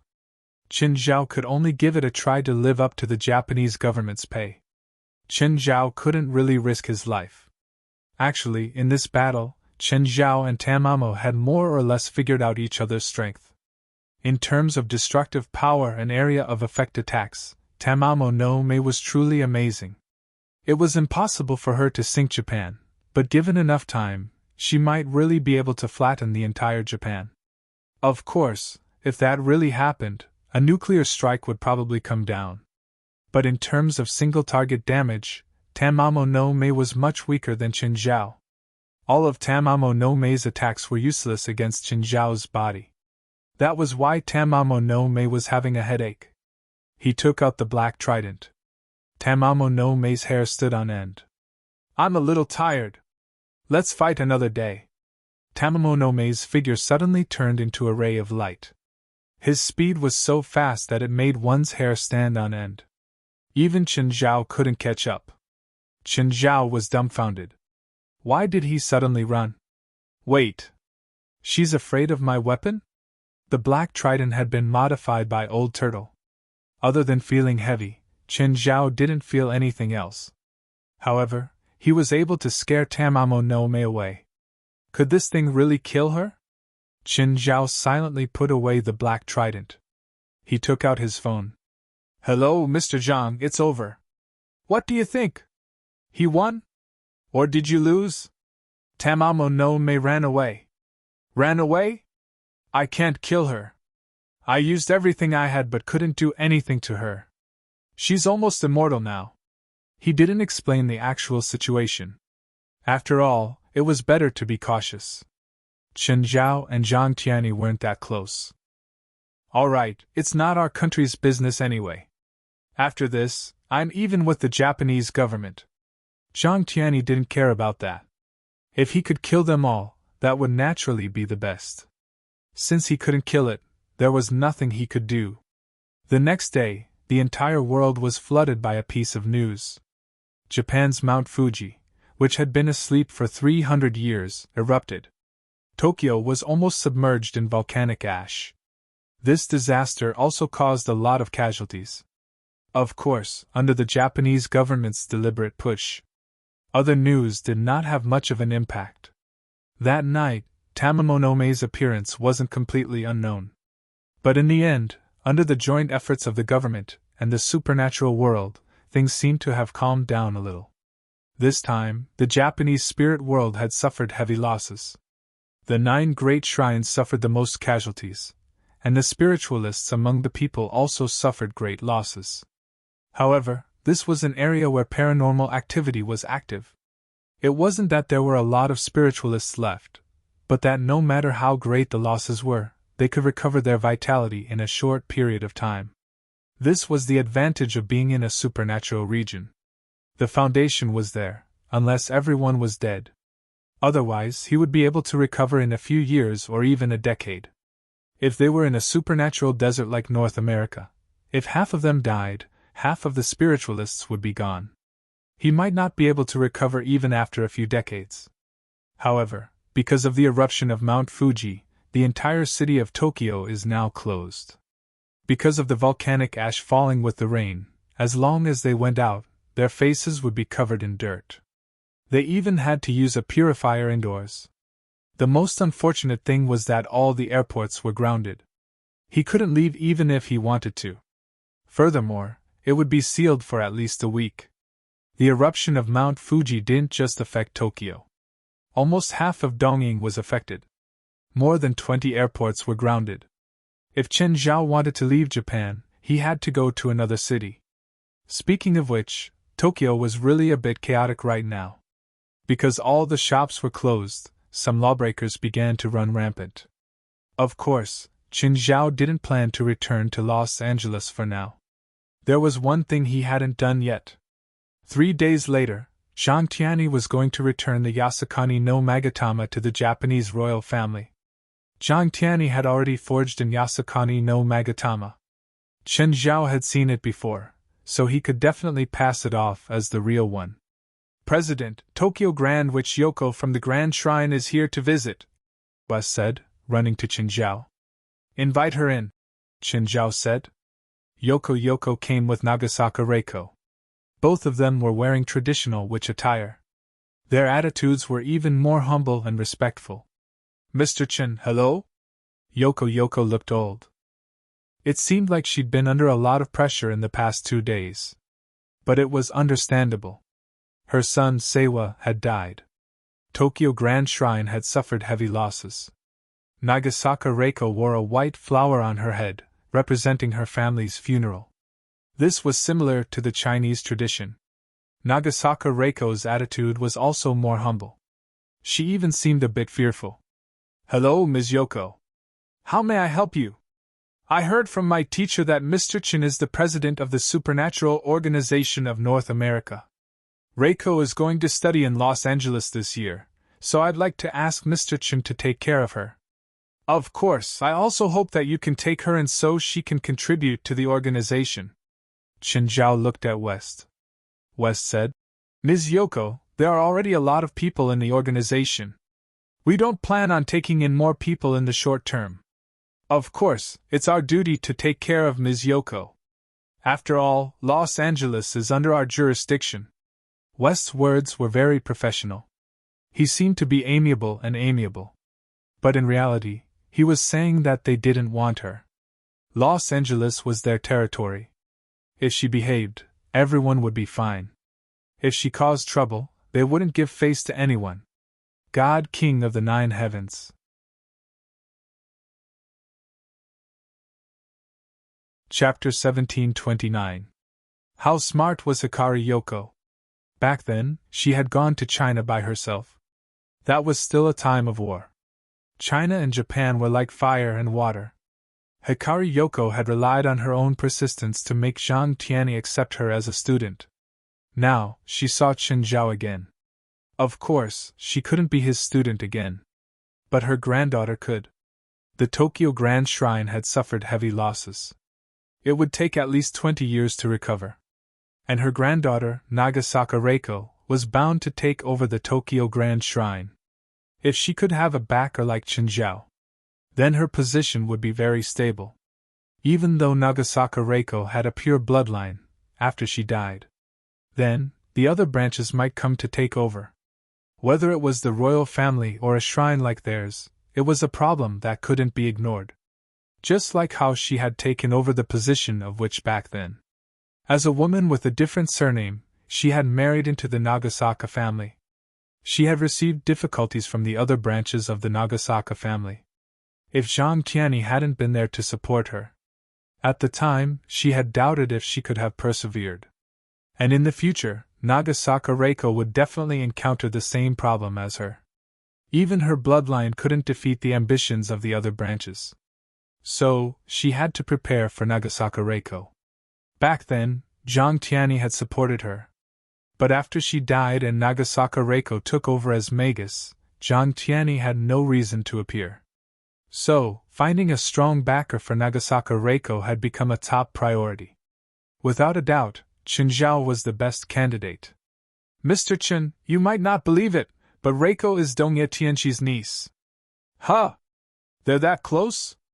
Chen Zhao hadn't expected this. If that was the case, he could consider accepting Nagasaka Reiko. The association had always been generous to their own people. Dongye Tianqi had joined the association later. But no matter what, he was still one of them. Yes, Dongye Tianqi is my nephew, so according to kinship, he's also Reiko's uncle. There was a huge difference between a nephew and a nephew.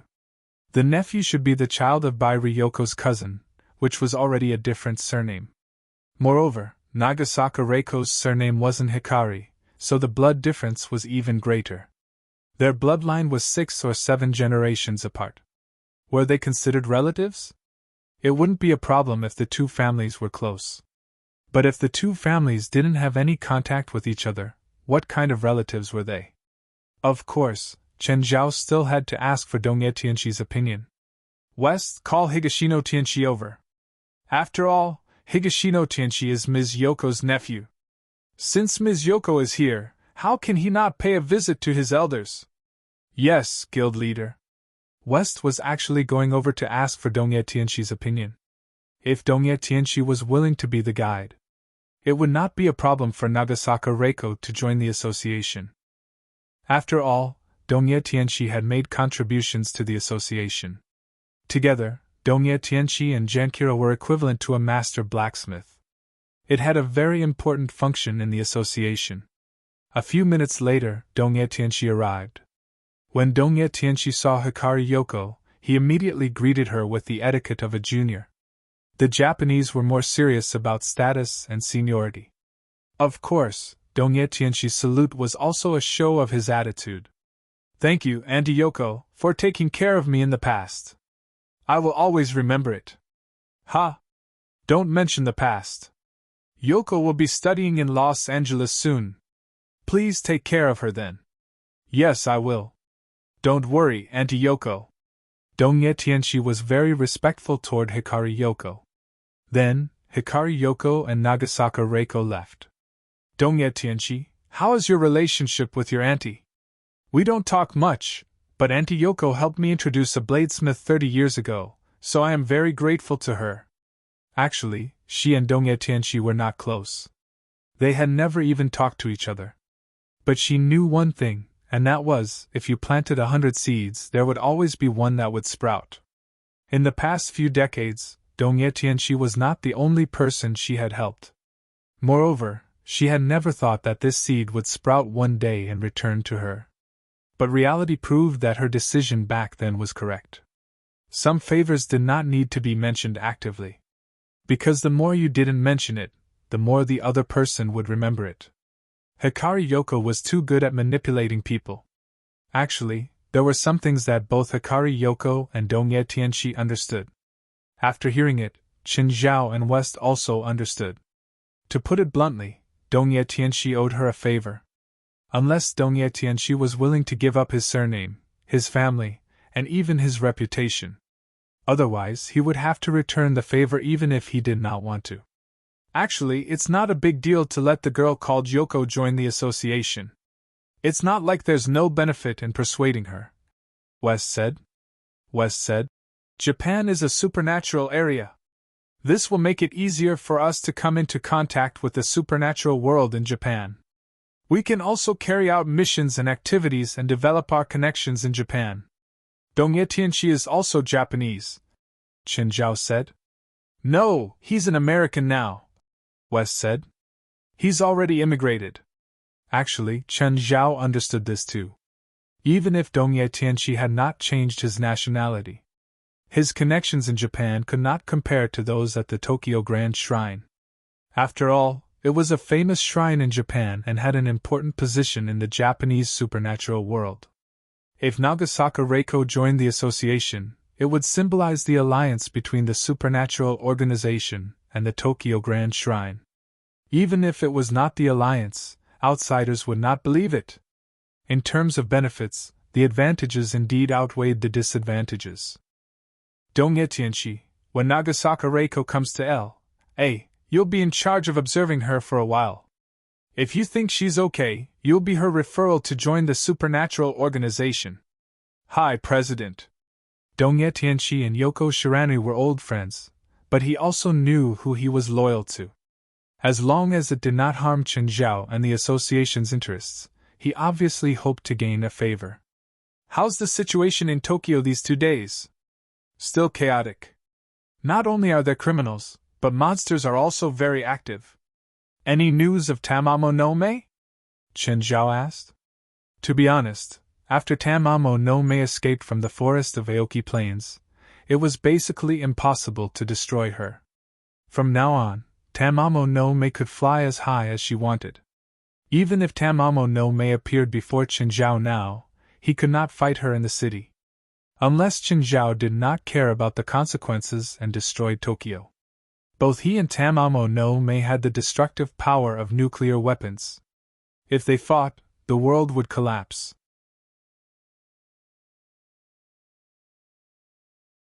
Chapter 1730. President, the kid you bullied the other day seems to be here. Have I bullied kids recently? West turned his head away, not wanting to continue talking to Qin Zhao. Kaori, why are you here? Feilai and Portia were very happy to see Chio Kaori. However, they turned to look at Chio Tsukasa. Is she your sister? You two look alike. Yes, she's my sister, Knight. Chio Kaori nodded. Chio Kaori now knew exactly what had happened. Of course, if it was someone else, she would still maintain her attitude. But now, she had to lower her head before Qin Zhao. Because she didn't know whether Qin Zhao had let it go or not. If Qin Zhao still hated her sister, even she couldn't protect Chio Tsukasa. So, she had to bring Chio Tsukasa here to apologize. Is Mr. Qin here? You're looking for Qin? Yes, Knight did something wrong, so I need to bring her here to apologize to Mr. Qin. It's okay, Feilai said, smiling. He won't argue with kids. Chio Tsukasa lowered her head. She'd been threatened by Chio Kaori for the entire night. As a 16-year-old girl, she'd been terrified. Chio Kaori brought her to every room on this floor. Some rooms were open, and she saw a few familiar figures. They were all people she'd seen that day. She felt that the entire hotel had been taken over by gangsters. Miss Chio, why are you here? Qin Zhao walked in with a smile and asked, even though he already knew the answer. Mr. Qin, I'm very sorry for the previous offense. I brought Knight here to apologize. Huh? Didn't you want to teach me a lesson 2 days ago? Qin, don't make things difficult for Kaori. Feilai couldn't help but say. I didn't make things difficult for her. When did I make things difficult for her? Yeah, Portia said. The boss has always been tolerant. He won't make things difficult for Kaori. Qin Zhao pursed his lips. Fei Lai and Portia teamed up. He clearly couldn't do anything to Chiyo Kaori and Chiyo Tsukasa. Forget it. If there's nothing else, please go back. I won't pursue the past.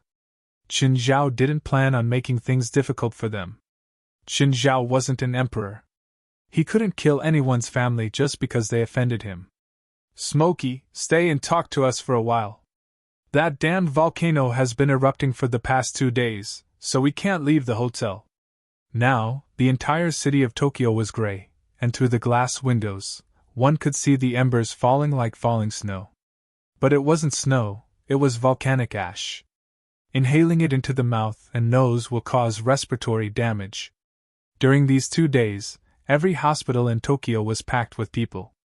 All of them were symptoms caused by inhaling volcanic ash. Of course, Qin Zhao wouldn't let Fei Lai and the 2 kids go out in such a situation. With this kind of air quality, Qin Zhao really wanted to take his family away from Tokyo. This situation would not be alleviated until the next rainfall. The eruption of Mount Fuji brought immeasurable economic losses to Tokyo and even the entire Dongying. Chiyo Kaori looked at Qin Zhao, who shrugged and left the room. It was better to give the room to these women. He did not intend to stay here and join in the fun. President, look at the TV. I don't understand Japanese. What's there to see? Tokyo TV's program, West repeated. Qin Zhao glanced at West and turned on the TV. It was a talent show. In the show, the beautiful contestants all showed off their talents, singing and dancing. West, if you're lonely, go find a woman yourself. Henry has been to those places before. You can ask him to take you there. West rolled his eyes. I'm not asking you to watch this. Then which one? Just then, contestant 99 walked to the front of the stage. This woman was very beautiful, and her figure was perfect, especially her pair of long legs, which left a deep impression on people. After introducing herself, contestant 99 started to show off her talent. She danced a piece of dance full of ancient charm. Moreover, the dance was full of charm. Qin Zhao shuddered. Contestant 99 was clearly wearing clothes. But he felt a primal desire rising. This woman was too devilish. What's with this woman? She should be the 9-tailed fox, Tamamonome, West said. Are you sure? I don't remember her looking like this. President, is it hard to change her appearance for someone like her? That's true, but how can you be sure she's Tamamonome just from her performance? Others might not be able to tell, but I'm sure that she is, West said. Qin Zhao looked at West. He knew that West was good at sharp thinking and slow reaction. Why do you think she's Tamamonome? She can break through my calm thinking, West said. West said. Her dance is filled with all kinds of hints. These seemingly simple dance moves make me unable to think calmly. This kind of power is unprecedented. She can drive any man crazy. Hearing West's words, Qin Zhao couldn't help but become serious. But then again, even if she was Tamamonome, he couldn't do anything to her. Perhaps she knew this, which was why she'd appeared. She might even let people know of her existence on purpose. But those who could find out her identity might not dare to expose the truth. Because if the Japanese government found out about her identity, they'd definitely start a war. If Tamamonome caused a ruckus in Tokyo, in that case, the problem would be huge. Tamamonome was like a moving nuclear warhead. The spiritualists in the spiritual world knew, but the government might not. So, she was sure that even if spiritualists knew her identity, they wouldn't dare to reveal the truth to the government. Qin Zhao thought about it carefully, and realized that it was true. Even Qin Zhao didn't dare to reveal her identity. Whatever, Qin Zhao said, unconcerned. What does she want to do? It has nothing to do with us. It wasn't worth it to continue chasing Tamamonome. Plus, he'd experienced the battle in Aoki Plains. Qin Zhao felt that he'd already paid back everything he should. It was impossible for him to fight Tamamonome to the death again. The talent show was recorded and ended with Tamamonome's victory. This was within Qin Zhao's expectations. After all, those mediocre women were facing a peerless great demon. and the charming Tamamonome again. All the women in the world combined might not be able to compare to her. God Emperor of the Nine Heavens. Chapter 1731. Purely from an aesthetic point of view. The show was indeed good. Record it and send it to me. I'll study it. Actually, Qin Zhao didn't think that Tamamo could cause any trouble. Times were different now. If Tamamo wanted to continue doing whatever she wanted, in the end, it would be difficult for them to escape the fate of being destroyed or sealed. In the first round, Qin Zhao and Tamamonome couldn't do anything to each other. But it didn't mean that Tamamo was immortal. Qin Zhao didn't even dare to say that he was immortal. Humans hadn't found a way to kill her yet, but it didn't mean that they couldn't. Plus, humans had ultimate weapons. Qin Zhao estimated that he could withstand the explosion of a nuclear weapon with the equivalent of 10,000 tons of TNT now. But if humans were determined to destroy something, 100,000 tons, 1,000,000 tons, or even 10 million tons were possible. After all, decades ago, the former Russia had created a nuclear weapon with a yield of 100 million tons, Big Ivan. The current level of technology was many times higher than it was a few decades ago. This was no longer a world of monsters. It was ruled by humans.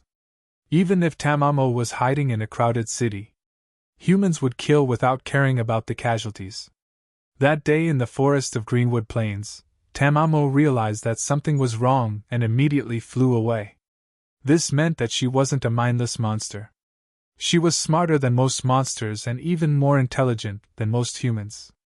So, Qin Zhao didn't think that she would cause a huge commotion. A heavy downpour completely washed the entire Tokyo. Hundreds of thousands of tons of volcanic ash were washed into the sewers. The entire city looked brand new. The citizens and tourists who had been suppressed for almost a week finally released their strong desire to shop. All the malls, supermarkets, restaurants, and even bars were filled with people. People enjoyed shopping like crazy, as if they were celebrating a festival. Zhang Tianyi strolled in the Japanese palace, the East Imperial Garden.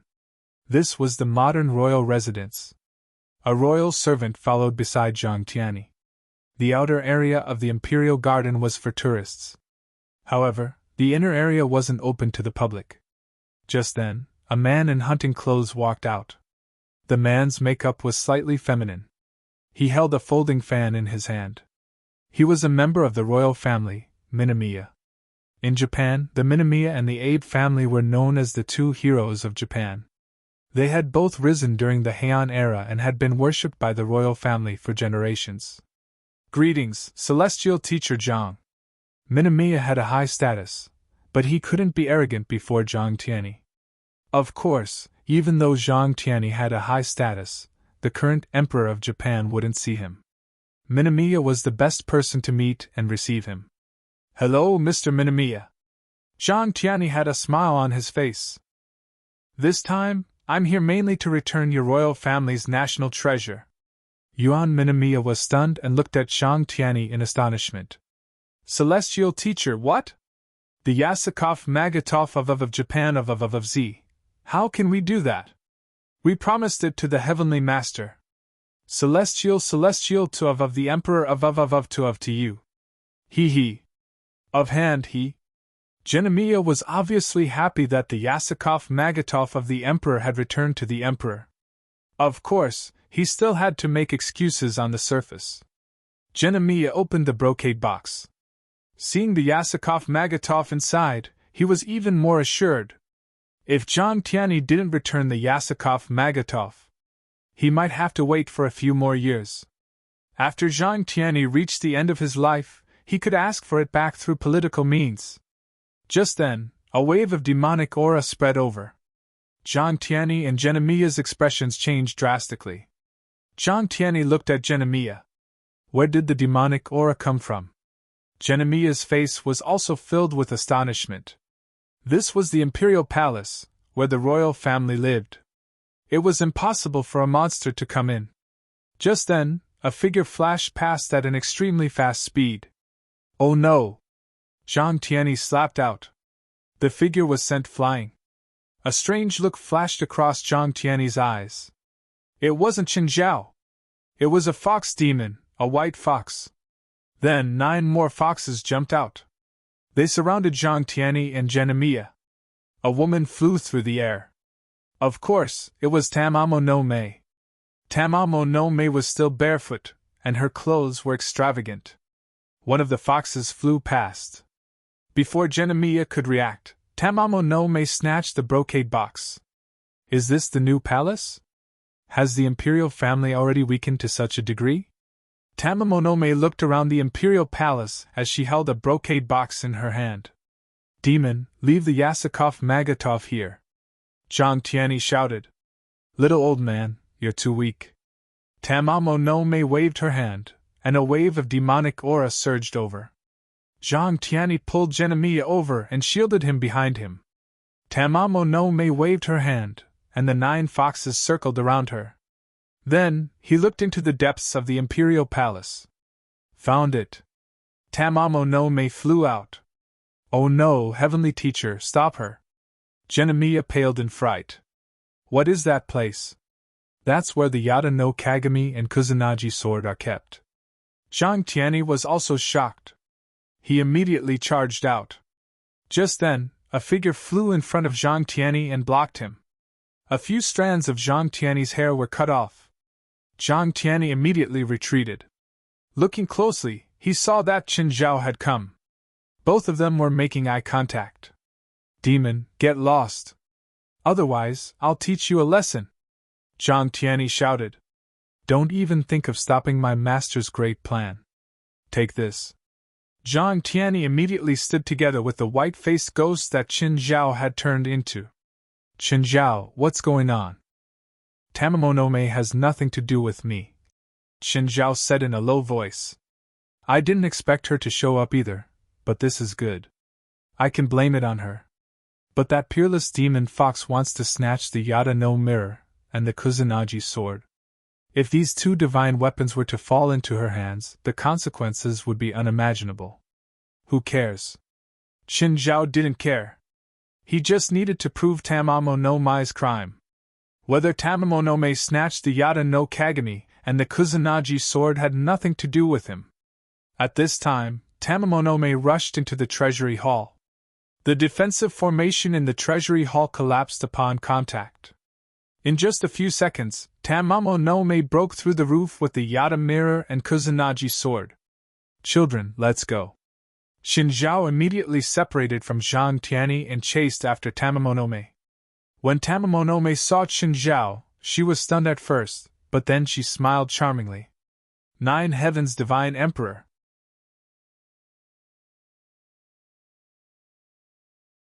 Chapter 1732. In the blink of an eye, Chen Zhao and Tamamo no Mei had disappeared from Tokyo. Chen Zhao, we meet again. How do you know my name? Your hotel is registered, Tamamo no Mei said. You've changed your way of speaking. It's so stupid to talk like that again, Tamamo no Mei said. How did you appear there? Wait. Let me guess. Tamamo no Mei suddenly stopped Chen Zhao. She thought for a moment. You used that old man as the intermediary and took the Yasukani no Magatama as payment. The condition was to destroy me. And you were afraid that the royal family would go back on their word and find you, so you put on a show with that old man? Tamamo no Mei paused and thought for a moment. I just happened to appear, so you and him planned to blame me? Chen Zhao smiled at Tamamo no Mei. How did this fox's brain work? Tamamo no Mei took out a brocade box and took out the fake Yasukani no Magatama. She looked left and right, and then grabbed it. Without much effort, she crushed it. So it's fake. Tamamo no Mei waved her hand and tossed the powder away. Since I took the blame for you, shouldn't you give me some benefits? For example, the Yasukani no Magatama. No. Chen Zhao shrugged.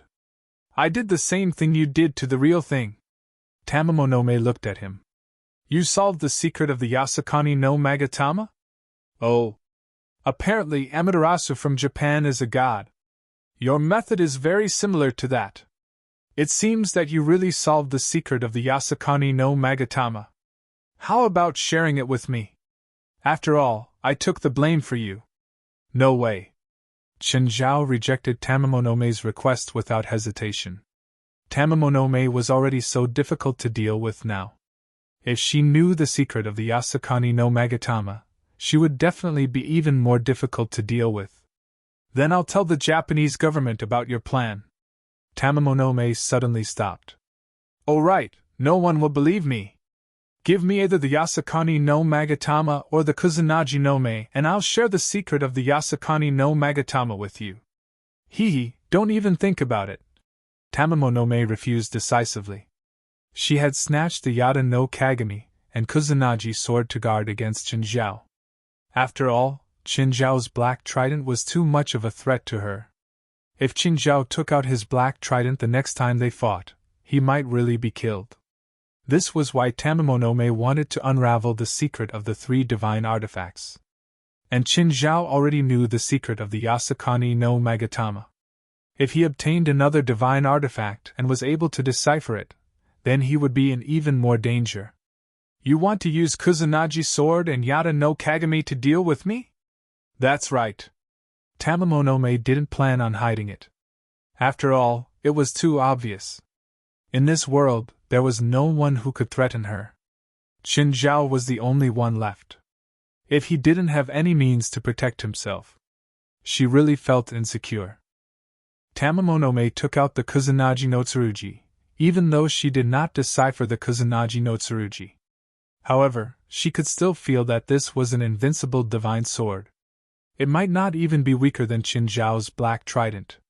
Tamamonome's jade-like hand gently stroked the ancient blade. Do you want to try what it feels like to be cut by it? Chen Zhao's teeth hurt. He shouldn't have let her take the Kusanagi sword so easily. He felt a long-lost threat from the Kusanagi sword. If it really cut his body, he might really be injured. Let's not fight. We don't have to kill each other, right? Chen Zhao took out the black trident. Although he said he wouldn't fight, he still felt that he needed the black trident to feel safe. Okay, put it away first. You're making me feel very insecure with this thing. You're the one who feels insecure, Chen Zhao said. Put away the Kusanagi sword first. You're a fox demon. You make me shiver with the Kusanagi sword. Why are you so loud? I know people like you only think about subduing demons, right? Put down your weapon, or I won't go easy on you. You're the one who should put down your weapon. Hurry up and put down your weapon. Chen Zhao raised his voice too. No one was willing to put down their weapons, but no one planned on fighting. They were just shooting their mouths at each other. They were both wary of each other. In the end, they retreated cautiously. Chen Zhao didn't plan on taking the Kusanagi sword and the Yada no Kagami. It was mainly because they were too troublesome. After all, Tamamo no Me had been snatched from the Japanese royal family's nest. It was 100 times riskier than the Yasukani no Magatama. At least the Yasukani no Magatama had been traded in a proper way. But the Kusanagi sword and the Yada no Kagami no Magatama had been snatched. They felt hot in his hands. Chen Zhao didn't plan on sharing the pressure with Tamamo no Me. West had booked a plane and chartered it. They would fly to Los Angeles at noon tomorrow. The matter in Japan had also come to an end. But this time, the original Scarlet mission could be considered a complete failure. No one from the association had a chance to do anything. Fortunately, Chen Zhao and West hadn't been careless. If one day the people from the association were to get involved, not to mention how useful they would be, at least they wouldn't be able to avoid losses. The news of the attack on the royal family's residence hadn't been leaked. Even the spiritual world didn't know. The impact of this matter was too great. After all, the Yada no Kagami, Kusanagi no Magatama, and Yasukani no Magatama were the national treasures of Japan. But now, all 3 had fallen into Tamamo no Me's hands. If this matter were to spread out, everyone would definitely be in a state of panic. It would be a huge blow to both the public and the spiritual world. So, the royal family could only use the 3 fakes for now. Anyway, the 3 divine artifacts didn't have much use. They were more symbolic than practical. So, as long as they were in the royal family's hands, they were real. If they fell into someone else's hands, even the real ones would become fakes. Finally, Qin Zhao boarded the flight home. He lowered his head and looked at Tokyo, which was getting further and further away. Every Chinese had complicated feelings about Japan, especially those at Qin Zhao's age. This was especially true for people his age, because he had grown up watching anti-Japanese dramas and Japanese comics. But to Qin Zhao, Japan had nothing to do with him. Qin Zhao didn't plan on sinking Japan either. He didn't want to come back to Japan either. Tamamo no Mae was really a dangerous woman. Whether it was her power, her intelligence, or the divine weapon in her hand, Qin Zhao felt a sense of danger. "President, we plan to go to Norway in a week," West said, walking to Qin Zhao's side. "Huh? So urgent? Do you need me to go with you?" Qin Zhao asked. "Nine heavens, God King."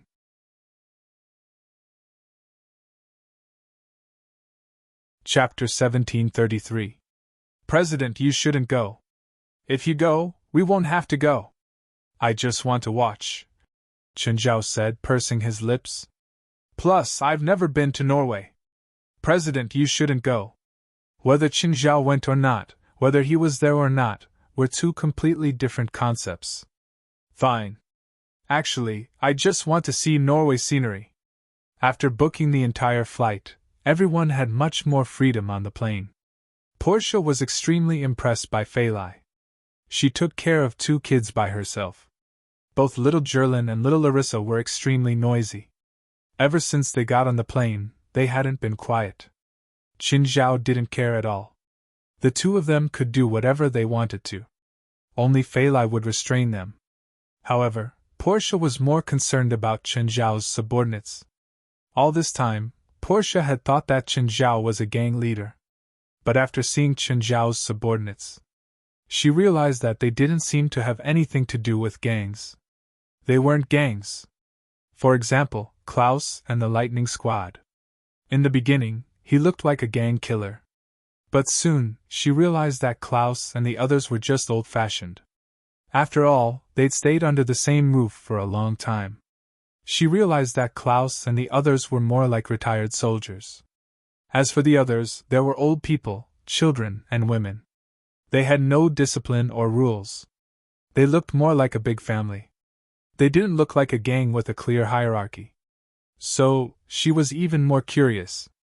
What exactly did they do? It was as if all kinds of strange people were mixed together. They didn't look like gangs or a company. Portia even felt that they weren't from the same company. They were more like friends traveling together. But she'd seen Qin Zhao, West, and a few others discussing something in the house. They were indeed showing the attitude of subordinates. West, what do you think about getting a plane? Qin Zhao asked. We have so many people. If we want to get a plane, it can't be small. President, do you want to buy it yourself or the association? West asked. I can pay too. I've made a lot of money recently, Qin Zhao said. But where do we keep the plane? Is it stored at the airport? I do have a way to get the construction permit for a civil airport, but even the construction of the lowest grade airport requires a lot of money. Don't think that an airport is just a runway and a parking apron. The runway of the airport was not an ordinary road. Even the road conditions of the expressway could not be compared to it. If a medium or large aircraft were to land and take off on an ordinary plane, it would directly cause an accident. Regardless of whether the plane was taking off or landing, the weight and speed of the plane would create a huge pressure. Ordinary roads simply couldn't withstand this kind of pressure, and the final result was damage to the road. Once the road was damaged, the debris or potholes would directly cause the plane's tires to burst. At that time, the control of the plane would be lost, and the final result would be the destruction of the plane and the deaths of the passengers. Therefore, the cost of building a runway was tens or even hundreds of times that of a normal road. An ordinary highway would cost 100 kilometers, while a runway would only cost 1 kilometer. There were also parking aprons and aircraft warehouses that required high prices. Even the most ordinary private airport would require at least $1 billion. Moreover, the most ordinary airports couldn't accommodate large planes. Of course, the most expensive part was still the land. However, the land problem was the easiest for Qinzhao and the supernatural organization to solve. The supernatural organization's headquarters was large enough to build a private airport. Do an estimate and see how much it'll cost if I want to build a private airport. Okay. West saw that Qinzhao had made up his mind, so he didn't stop him. But we're not professionals in building a private airport. I don't know how much it'll cost. President, don't you know an engineering company? Asked them. He knew Qinzhao's assets quite well. This was because of the high return rate of Dashan beer. Last month, Dashan beer's production had increased. This caused the value of Dashan beer and even Qinzhao's assets to skyrocket. At the same time, Qinzhao's monthly income even exceeded $80 million. Therefore, it wasn't a problem to build a private airport and buy a private plane. The organization didn't have that much money, but it was also a good thing for Qinzhao to have a private plane and airport. They needed a plane, so Qinzhao couldn't say no. That's true. Qinzhao nodded. Qinzhao found Felwood Cisco's number. Hello, Mr. Felwood. Hello, Mr. Qin. Do you want to ask about the progress of the Mirror Lake project? No, I want to ask if your engineering company has the ability to build a private airport? Qinzhao asked. Qinzhao wasn't asking if they had the ability, but if they had the ability. He wasn't sure if there were any technical difficulties in building an airport. Mr. Qin, you want to build a private airport? Yes, I plan to buy 1 or 2 private planes. They should be medium or large ones, but it's too troublesome to store them in a civil airport, so I plan to build a private airport in my territory. That's why I'm asking if you have the ability. Yes. Felwood Cisco realized that his company didn't want any clients. He only needed Qinzhao as a client. In the past 2 years, how many projects had Qinzhao provided him? It was already over $100 million, right? Qinzhao's wealth had also exceeded his imagination. There aren't any technical difficulties? Mr. Qin, there aren't any technical difficulties in building an airport. Felwood Cisco explained patiently. However, the runway isn't made of regular concrete. It's a special high-strength cement. Most of the money for building an airport is spent on this cement. Building an airport. This was building an airport. Even a small airport was a huge project for his company. Give me a budget, Qinzhao said. I'll evaluate it. Okay, Mr. Qin. Felwood suppressed his excitement.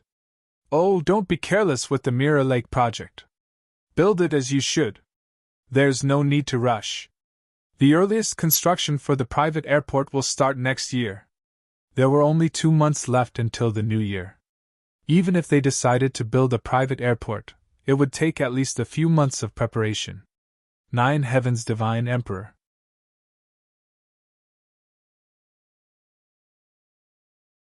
Chapter 1734. I'm finally in Los Angeles. Qinzhao let out a long sigh. This journey was so tiring. When Qinzhao walked out of the exit, he saw Vestana and the others. He immediately went up to greet them. Ms. Vestana, how are you? When Vestana saw Qinzhao, she couldn't help but raise an eyebrow. This guy really didn't die. Well, with his strength, it wasn't strange. Qinzhao glanced at the dozen people behind Vestana. Looks like you're missing a lot of people. Did you inhale too much volcanic ash? Qinzhao teased. Because they'd lost more than a dozen people, the psionic team had been in grief and anger. Now they saw Qinzhao come up to pick a fight. Everyone felt like they were about to be swallowed by anger. Mr. Qin, don't you think it's too much to say that now? Vestana was also angry. It wasn't a surprise that the mission had failed. After all, Vestana's original plan was to bring them here to see the world. Always moving around in North America had limited their horizons and strength. So, the original plan was to make them suffer some setbacks. Even if there were casualties, it was still part of the plan.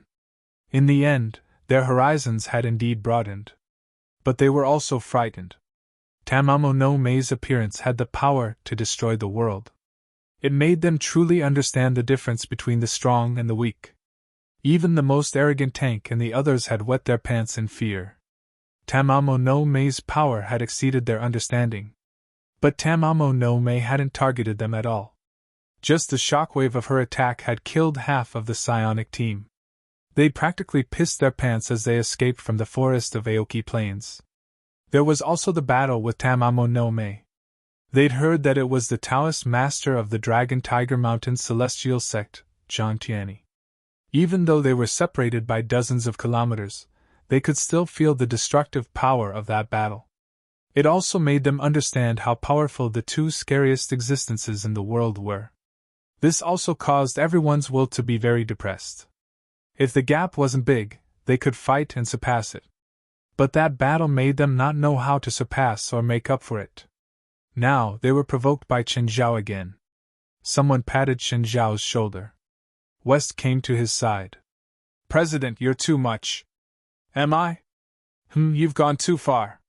Wester took 2 steps forward. "Miss Vestana, I apologize for my president's words." "I'm sorry." "President, we should go back." Portia did not understand what grudge Chen Zhao had with these people. The people on the other side were the same as Chen Zhao's group. There were people of all ages and genders.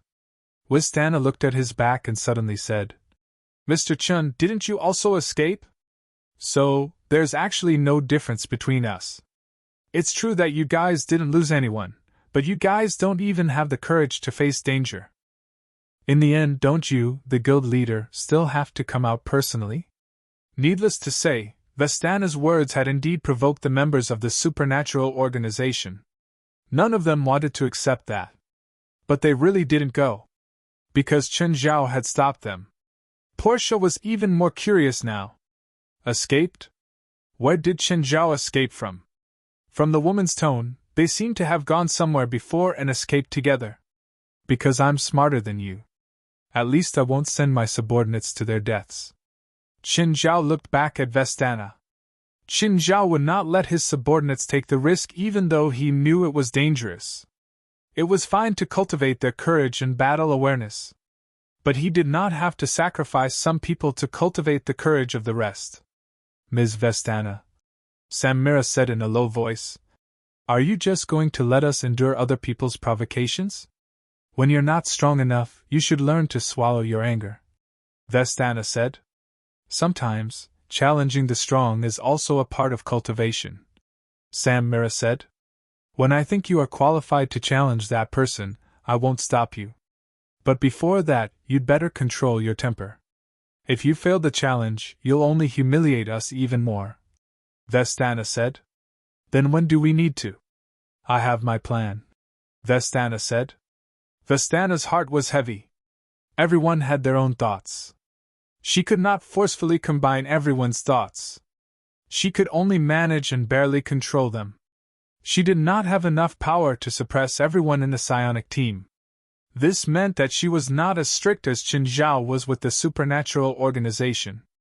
Vestana's eyes sparkled. Of course she had her plan. But to complete it successfully, she needed the psionic team's cooperation. Of course, there were also people who cooperated. For example, Britz was someone she had chosen to cooperate with her. Britz was strong enough. However, it wasn't to the point where it could completely suppress everyone else. Sometimes, Vestana really envied Chen Zhao. He was strong enough, and he was the one being chased. He was like the rabbit in the tortoise and the rabbit race. She was the tortoise chasing after the rabbit. She could only chase after the rabbit tirelessly. She did not even know if she had the chance to catch up to the rabbit. But she also did not know if she had the chance to catch up to the rabbit.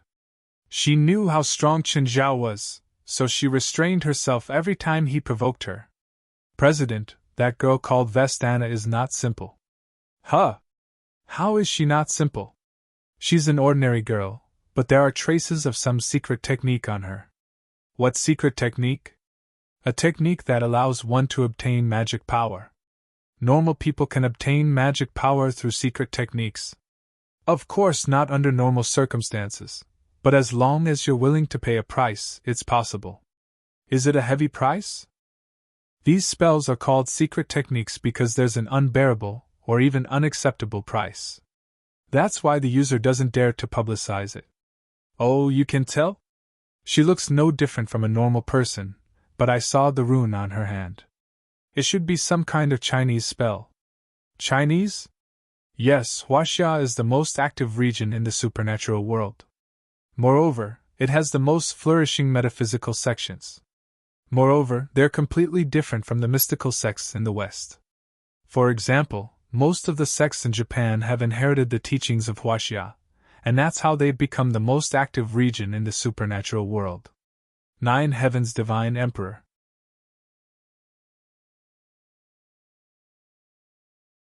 Chapter 1735. Think about it. If a few sects spread to Japan, it can create a prosperous and active supernatural area. How terrifying is China's heritage! As for Huaxia's orthodoxy and inheritance, apart from internal control, the other countries and regions are also controlled to a certain extent. China wants to maintain its advantage, so it controls the spread. I can understand, but why do other countries control and restrict it? Because it will break the existing power balance. Think about it. If a giant like Dragon Tiger Mountain suddenly appears in North America, what will happen? Chen Zhao thought about it. That was indeed the case. If such a behemoth really appeared, Chen Zhao might not let it grow stronger. It had nothing to do with good or evil. Chen Zhao called himself the manager of LA. If any random person came here to criticize him, Chen Zhao would be the first to beat him up. But what does this have to do with Vistana's secret technique? Apart from the orthodoxy, the main restrictions in each region are secret techniques, especially dangerous ones, West said. There's no need to talk about the orthodoxy in China, but many times, even a secret technique can break the balance of a region's spiritual world. West looked at Chen Zhao with a serious expression. Vistana is a normal person. Since she used some secret technique on herself, she has 2 requests. One is to turn herself into a spiritualist and have magic power. The other is to break the supernatural organization's power suppression. Or both are possible. Chen Zhao was taken aback by West's words. I hope she can complete the technique as soon as possible. West glanced at Chen Zhao and didn't say anything else. He could more or less guess what Chen Zhao meant. It was better to act earlier than later. It was better to act directly than to be on guard for a long time. If the counterterrorism department and the psionic team didn't have enough power and courage, then they would only scheme in the dark forever. The supernatural organization would always be on guard. Both Chen Zhao and West didn't like being on guard like this. That would tie their hands and feet. This was the trouble of fighting. This was the rule of modern society. The weak could hide. The strong couldn't attack first. They could only wait for the weak to attack. As long as people lived in this society, they would be bound by all sorts of rules. Even the strongest demon king in hell was bound by the rules, let alone Chen Zhao. Chen Zhao and Fei Lai returned to Moon Villa with the 2 kids. Kalon was currently living a luxurious life. These few days, he was almost completely immersed in the bright Moon Villa. The life of the rich was beyond his imagination. Those who had never experienced it would never be able to imagine it. Over the past few days, Kalon had truly understood what it meant by poverty limiting one's imagination. Chen Zhao saw Kalon lying on the sun lounger in his swimming trunks. He didn't react at all when his family came back. Chen Zhao went up and kicked Kalon off the chair. Mr. Chen. Why are you back? Chen Zhao's face darkened. This is my home. Why did I come back? I didn't mean that. Chen Zhao whistled. At the same time, he spread out his aura. All the pets felt Chen Zhao's presence. Chen Zhao looked at the pets gathering over one after another. Looks like you took good care of it. Of course, I didn't slack off, Kellen said proudly. Little Jerlin was already greeting the pets excitedly. Let's go. I'll see if you've been slacking off these days. Come, I'll surprise you. I've been sparring with Cerberus these days. Filled with confidence, Colin stood before Chen Zhao. Then, 10 minutes later, Colin's head was full of bruises. Looks like you haven't been too diligent. Chen Zhao looked at Colin on the ground. Lying on the ground, Colin looked at Chen Zhao. Mr. Chen, what did you do this time? Did you carry out a mission? Sort of, Chen Zhao said. It's also a deal. What kind of mission? Is it hard? Do you know about the Mount Fuji eruption in Japan? Yeah, it's been all over the city these days. Apparently, the Japanese government lost over $100 billion because of it. It's a huge loss. In fact, it was caused by a monster escaping from the seal. Chen Zhao didn't hide it. After all, the entire spiritual world knew about it. The news was just an explanation for normal people. Since Colin was a spiritualist, there was no need to hide anything from him. Monster? What kind of monster? You don't even know what a monster is. Whatever, I'll go back and look it up in the dictionary. Mr. Chen, the monster you're talking about is a spiritual creature, right? Sort of. She can cause a volcano to erupt. She must be really powerful, right? Powerful? Powerful isn't enough to describe her power. She's like a moving nuclear bomb. If there's no restriction, she can even kill all of humanity. Kellen sucked in a breath of cold air. At his current level, he couldn't even begin to imagine what kind of terrifying existence that was.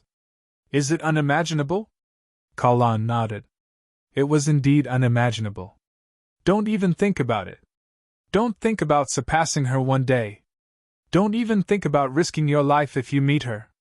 In order to stop that peerless fox demon, we gathered 2,000 to 3,000 spirit controllers, but she easily killed more than 1,000 spirit controllers. Colin shuddered. Chen Zhao continued. The strongest 9 shrines in Japan, with hundreds of people working together, couldn't even block one attack from her. Mr. Chen. What about you? How did you come back alive? Because I'm strong enough. I can't do anything to her, but I can protect myself. Colin felt that Chen Zhao was also part of the group that had escaped. Of course, Chen Zhao didn't say it clearly for the sake of his reputation. So there's no one in the world who can deal with that fox demon? There are people who can deal with her, but not many. However, the real threat to her is mankind's ultimate weapon, nuclear weapons. I estimate that if a nuclear bomb with a yield of 1 million tons was dropped on her head, it would be enough to make her suffer. Even so, Colin still felt that it was too exaggerated. A monster that could only be dealt with by humanity's superweapon. Colin couldn't imagine how powerful that monster would have to be to need nuclear weapons to kill it. Either way, he only needed a high-explosive grenade. That would probably be enough. The difference was more than 10 million times. Mr. Chen, do you think there's still a few people in the world who can deal with her? 9 Heavens Divine King.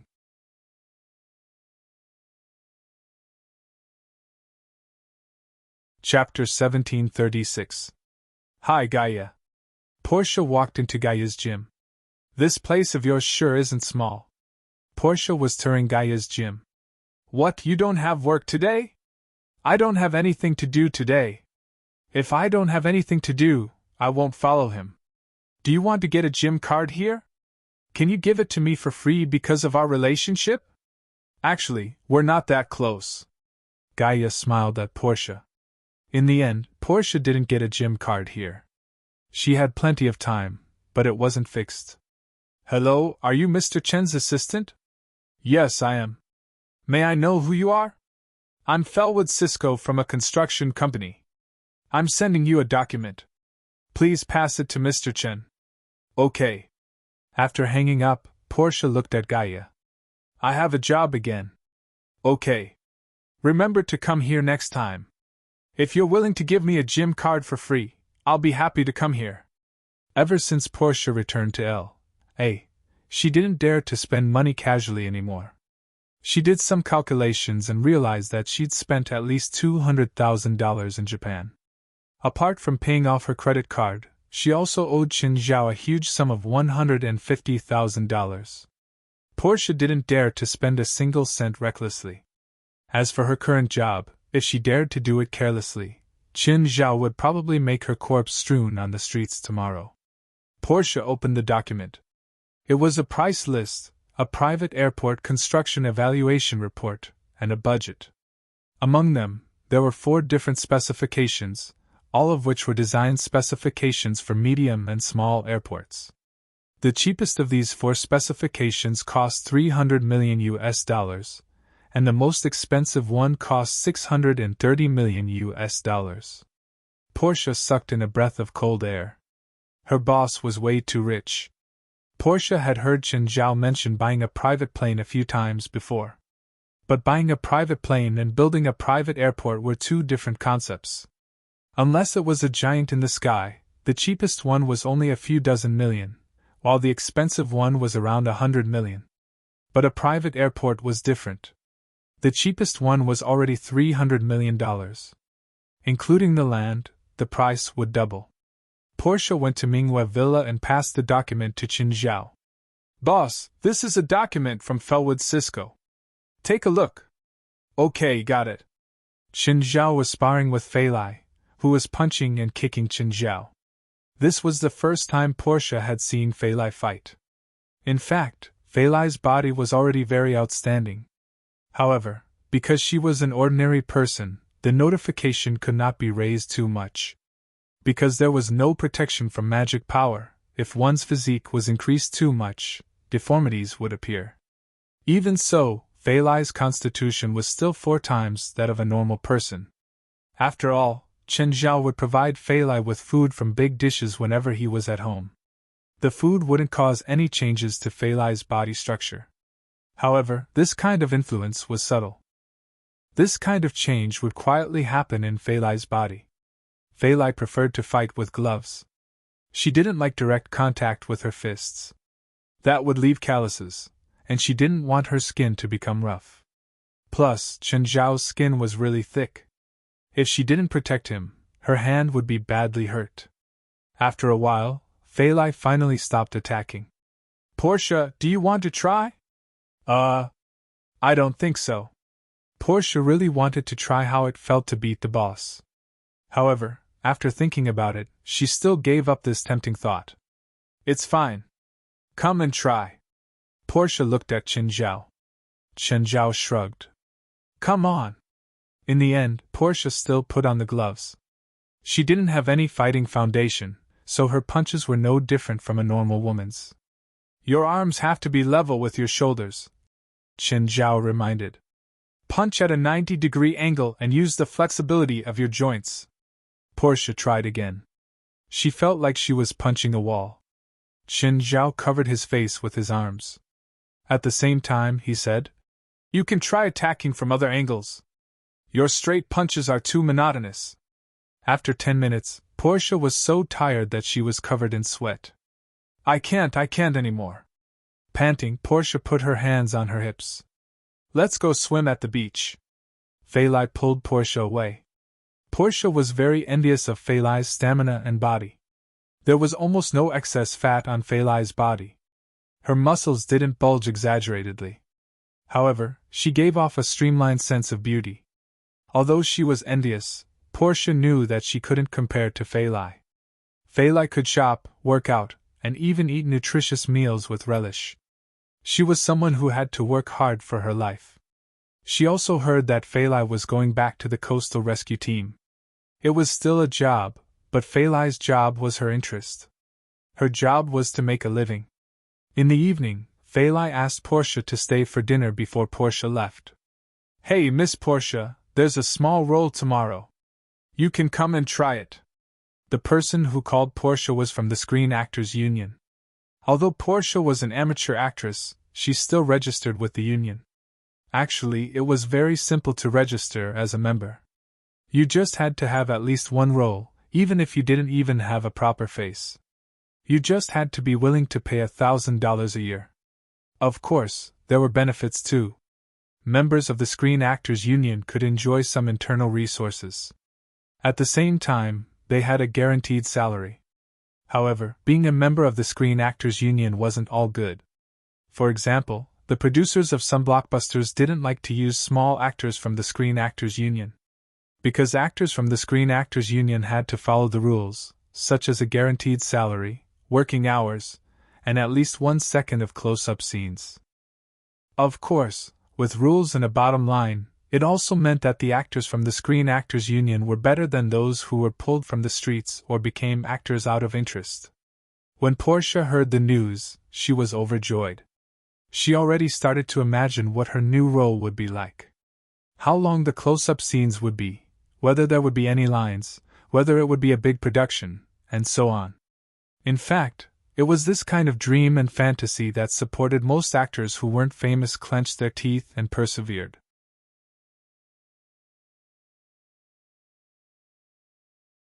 Chapter 1737. Boss, can I take a day off?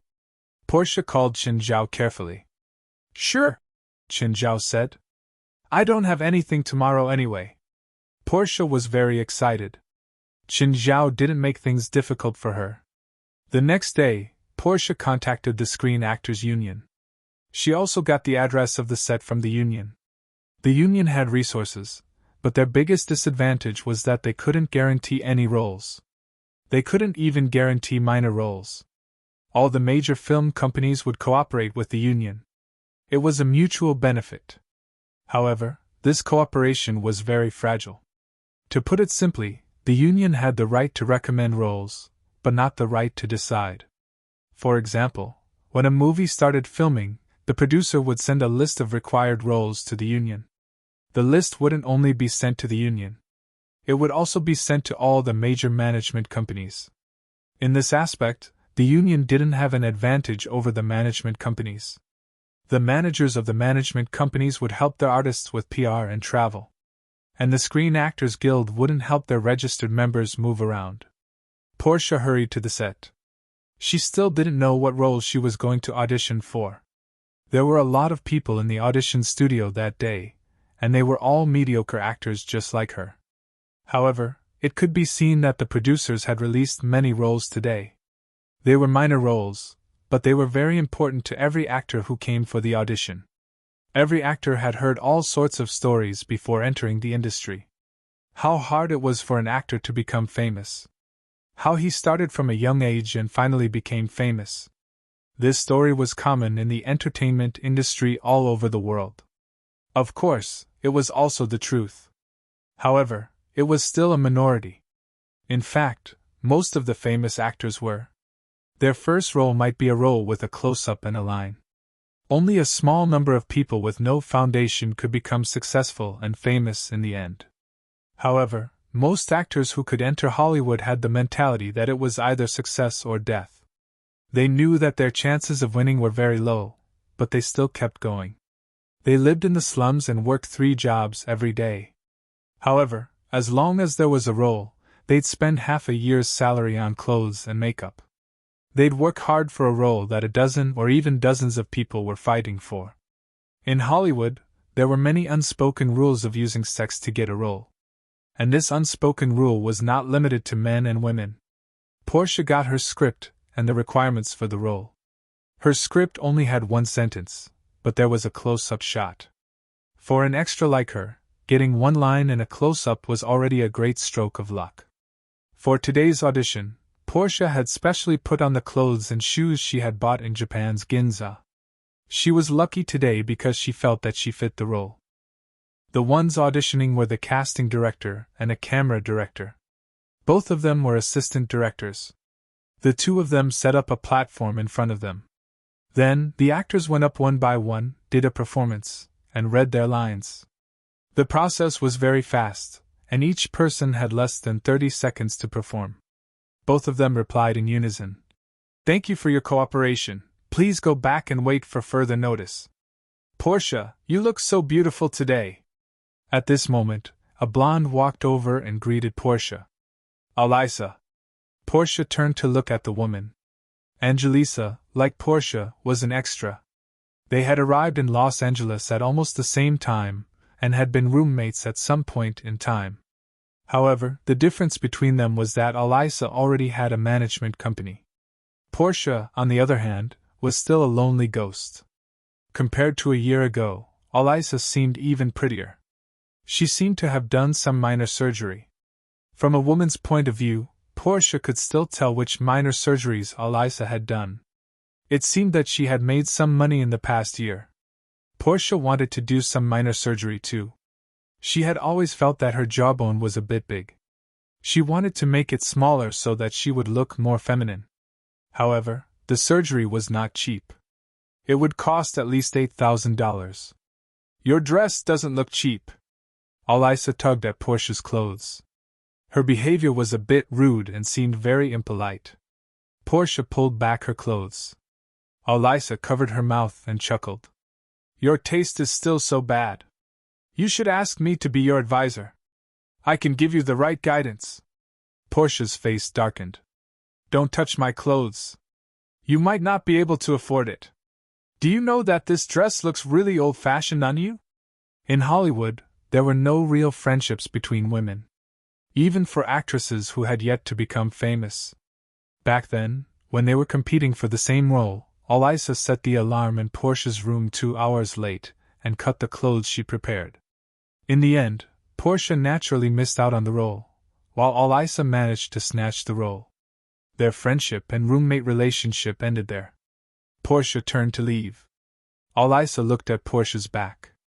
Although she said that Portia had poor taste in clothes. In fact, Portia's dress was very expensive. It matched Portia's temperament very well. It was fashionable and sexy.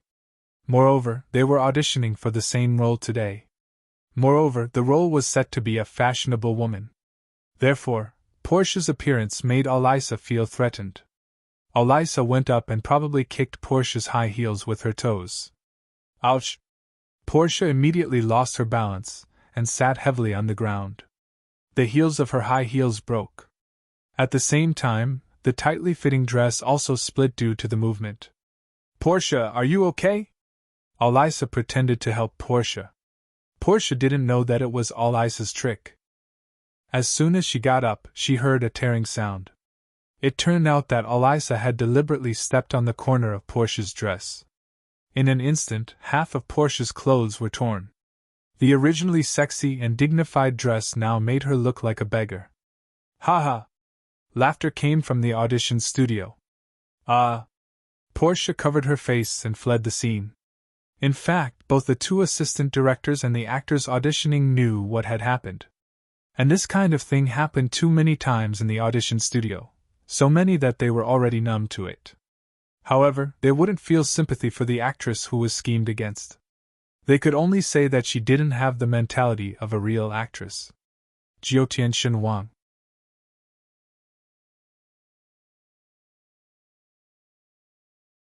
Chapter 1738. Portia felt like she'd lost all her face. As for the audition, she'd forgotten about it. She ran away from the audition studio like she was running for her life. The audition almost broke her. When she got home, Portia felt like her world was collapsing. Portia just wanted to get herself drunk. She didn't know how much she drank. She didn't stop until she heard a police siren downstairs. Hello, who's this? Chen Zhao was unhappy to see an unfamiliar number. Hello, are you Miss Portia's boss? Yes. Is there a problem? I'm from LAPD. Miss Portia's in the police station now. We asked for her contact, but she only gave us your number. She's in the police station? What did she do? Chen Zhao asked, frowning. She's drunk at home. That's not a reason for her to be in the police station. She screamed in her apartment. The neighbors thought something happened inside. Portia lived in one of those old-fashioned apartment buildings where the neighbors were separated by a door or a wall. Basically, if a man and a woman made a little louder in bed, the neighbors could hear them. Okay, I'll have someone bring her out. Chen Zhao's head hurt too. It was always the assistant who solved the boss's problems. Why was it the boss who solved the problem for the assistant when it came to him?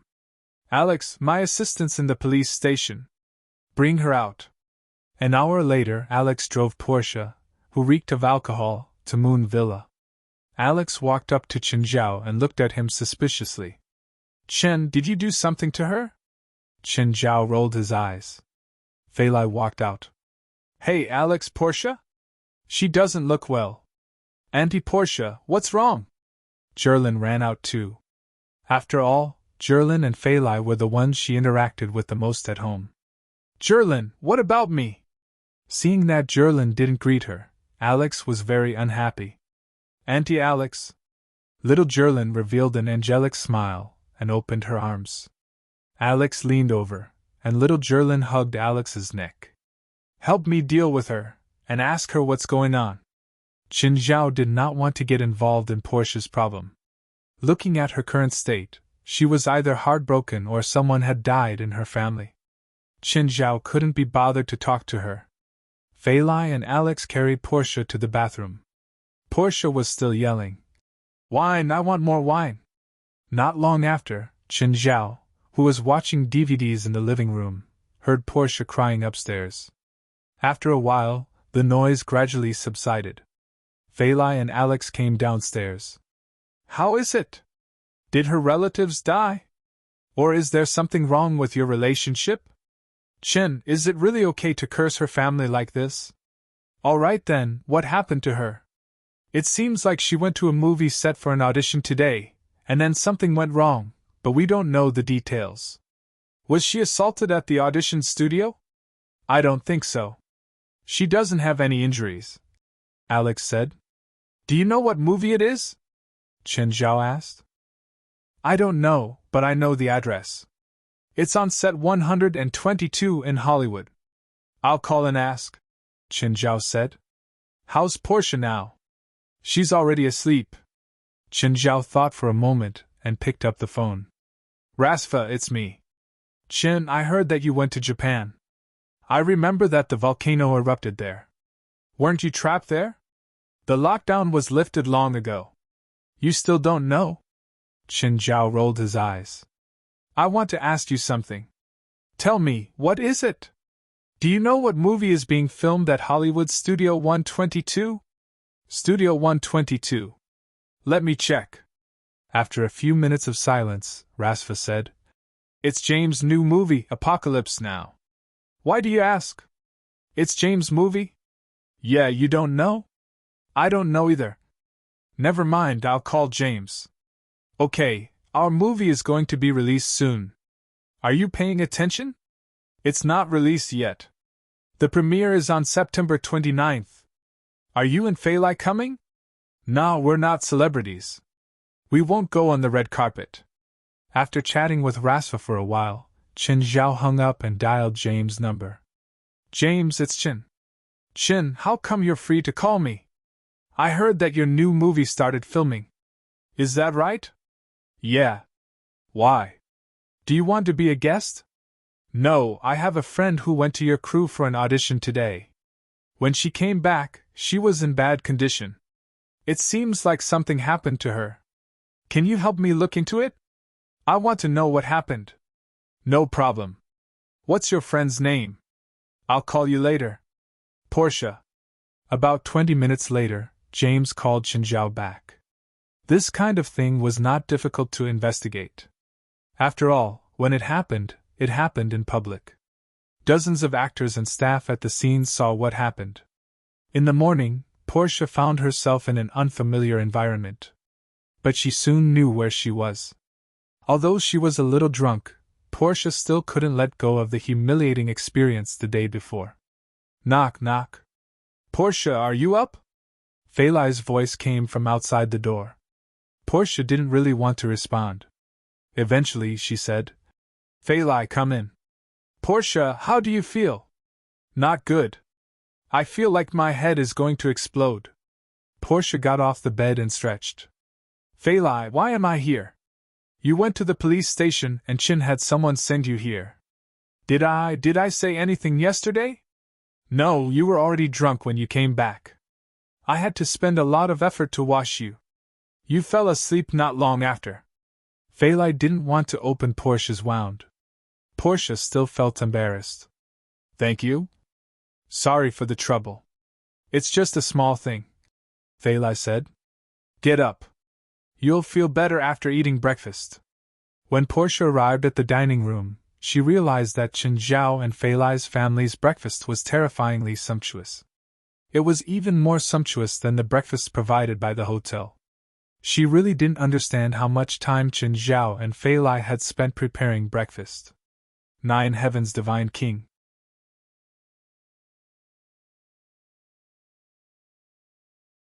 Chapter 1739. Portia was very lucky. Chen Zhao had given her 2 days off. Of course, it was Fei Lai who had spoken.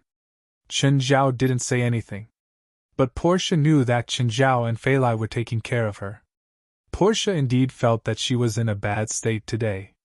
She couldn't let go of the stain in her life yesterday. Portia didn't know how she spent the whole day. Her mind would never be able to forget the humiliating experience yesterday. Just then, Portia's phone rang. "Are you Miss Portia?" "I am. May I know who you are?" "I'm the assistant director of Apocalypse Revelation. I think you're very suitable for a role in our movie. Are you interested?" "Yes." Portia paused. Suddenly, she calmed down again. "He's a liar. He's definitely a liar.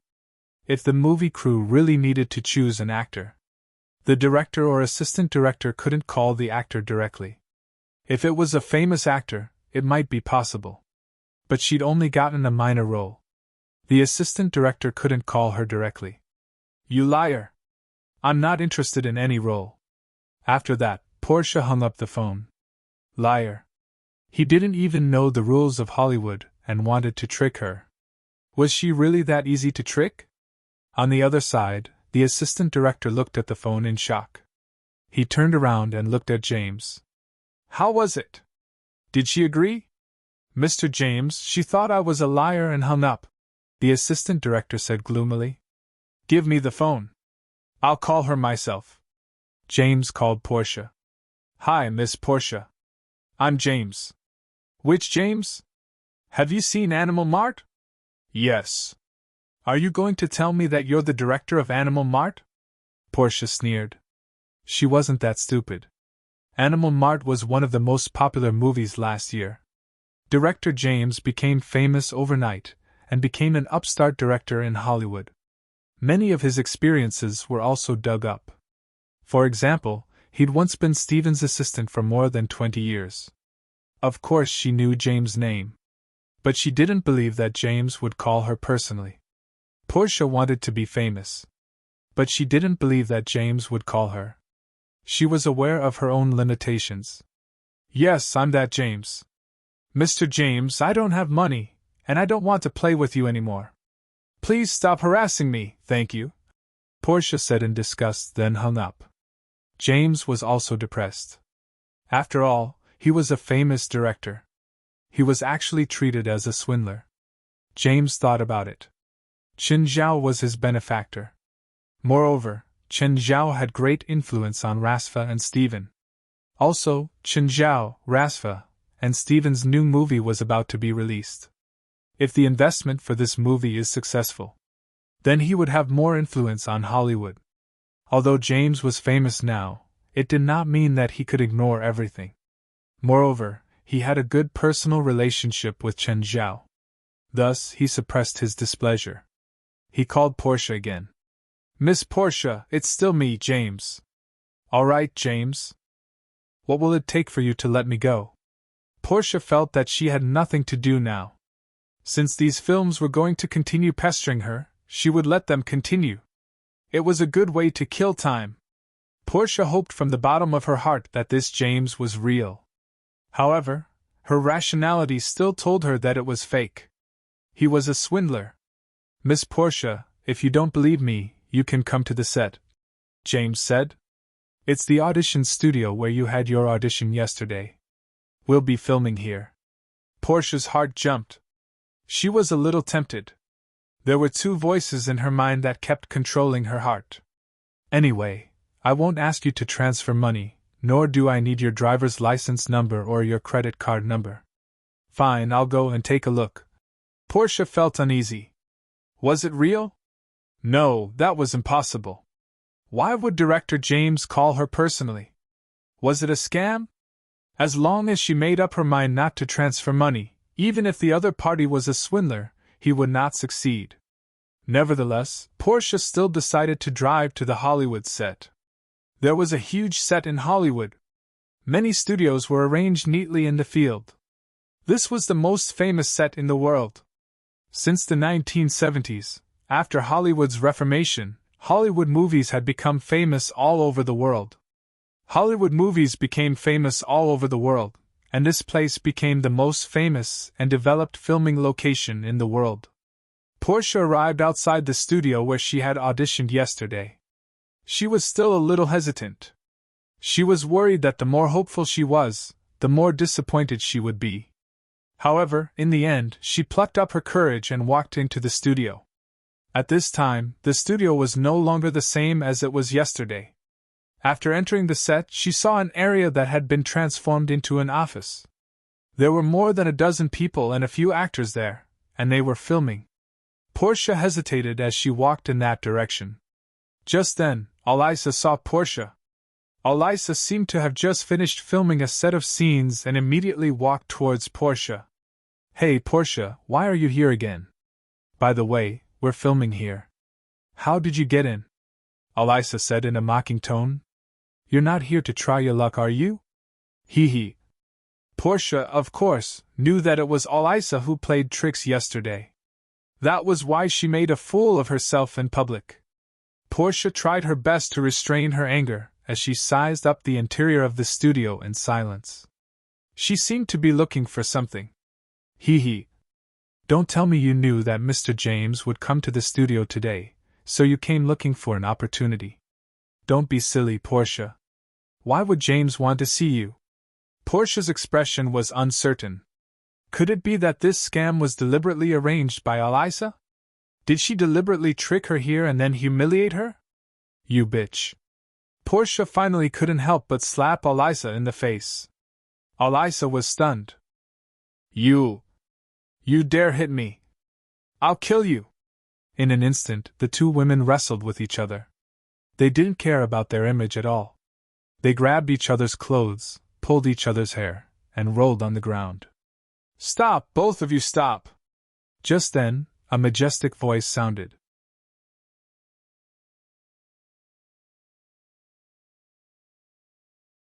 Chapter 1740. Tell me what's going on. James looked at the scene angrily. This was a film crew, his film crew. Now, there was actually a fight in his crew. And it was two women. Portia had thought about it when she made the move. She would take revenge on Alyssa even if she went to the police station. This woman is crazy. She hit me for no reason. Call the police, call the police. She hurt me. I want an injury report. Alyssa roared hysterically. I'm an actress.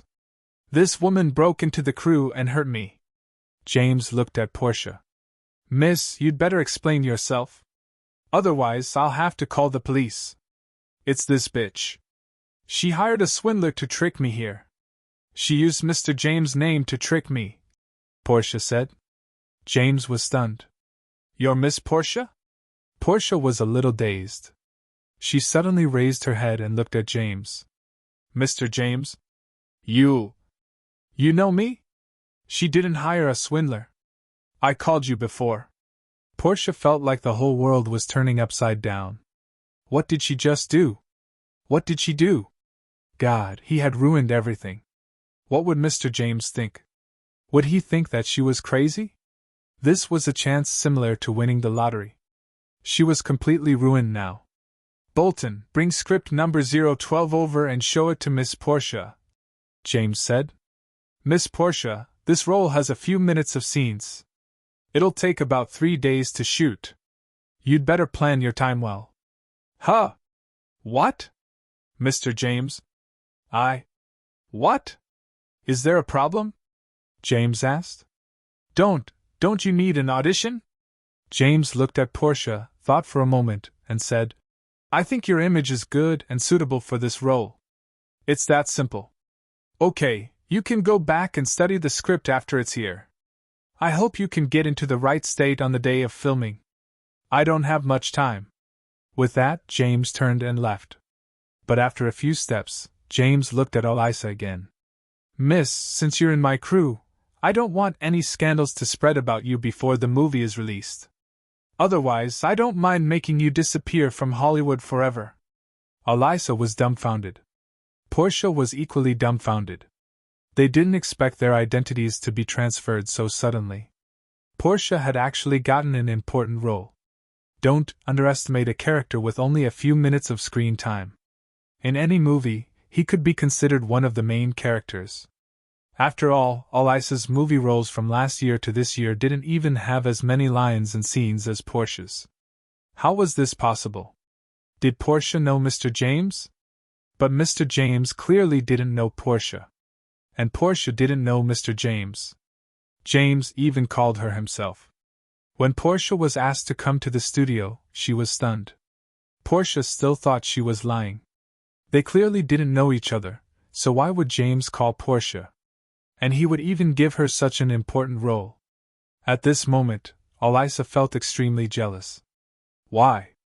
Based on what? Why wasn't this role his? He had more experience performing than her. Furthermore, he could do anything that Portia couldn't or wasn't willing to do.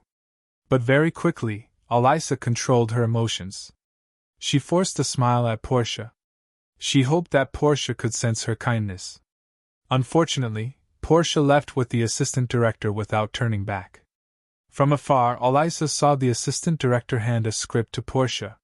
One had to know that Elisa's own script was just a few pieces of printed paper bound together. But Portia actually had a script.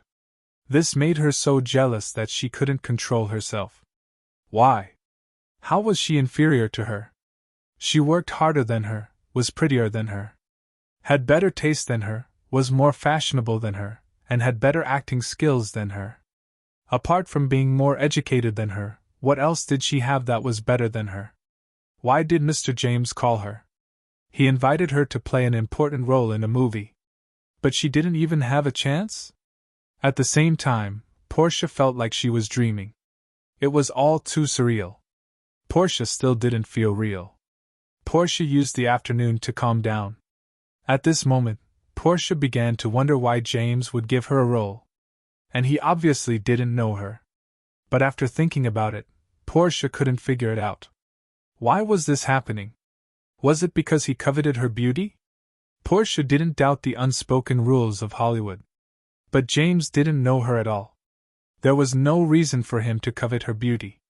Moreover, when James had seen her, she'd even fought with Elisa. At that time, Portia knew how pathetic she was. James clearly didn't have any desire for her. But he still gave her the script. Portia, didn't I give you 2 days off? You don't need to work today, Chen Zhao said. Portia's mental state was clearly different today. I need to work now, Portia said. I need to support myself. Chen Zhao generously gave her 2 days off. But Chen Zhao also maintained the good capitalist tradition, stingy. Vacation was fine, but paid leave was out of the question. It was just as Portia had said. Portia needed money now. Of course, it was mainly because she wanted to show off in front of Chen Zhao these few days. She also wanted to borrow some money from Chen Zhao. But in her words, it wasn't borrowing money. It was an advance on her salary. Actually, Portia felt that working for Chen Zhao was really easy. Apart from the high salary, she had more freedom in her time. Her work was also very easy. She would receive and forward some documents and answer some calls. She would also report some things to Chen Zhao. Occasionally, she would go on a business trip with Chen Zhao for a few days and play around. Was there anything more perfect than this job? She couldn't shine like a Hollywood star. If that's the case, help me go to Mountain Town. I have a villa there that's being rebuilt. Help me check the progress. Of course, as Chen Zhao's employer, Portia didn't just have to check the progress. She also had to check the account books and see if there were any low-quality materials. Chen Zhao was friends with Felwood Cisco. He'd also attended Jerlin's birthday party. But business was business. Plus, it was where Chen Zhao's family lived.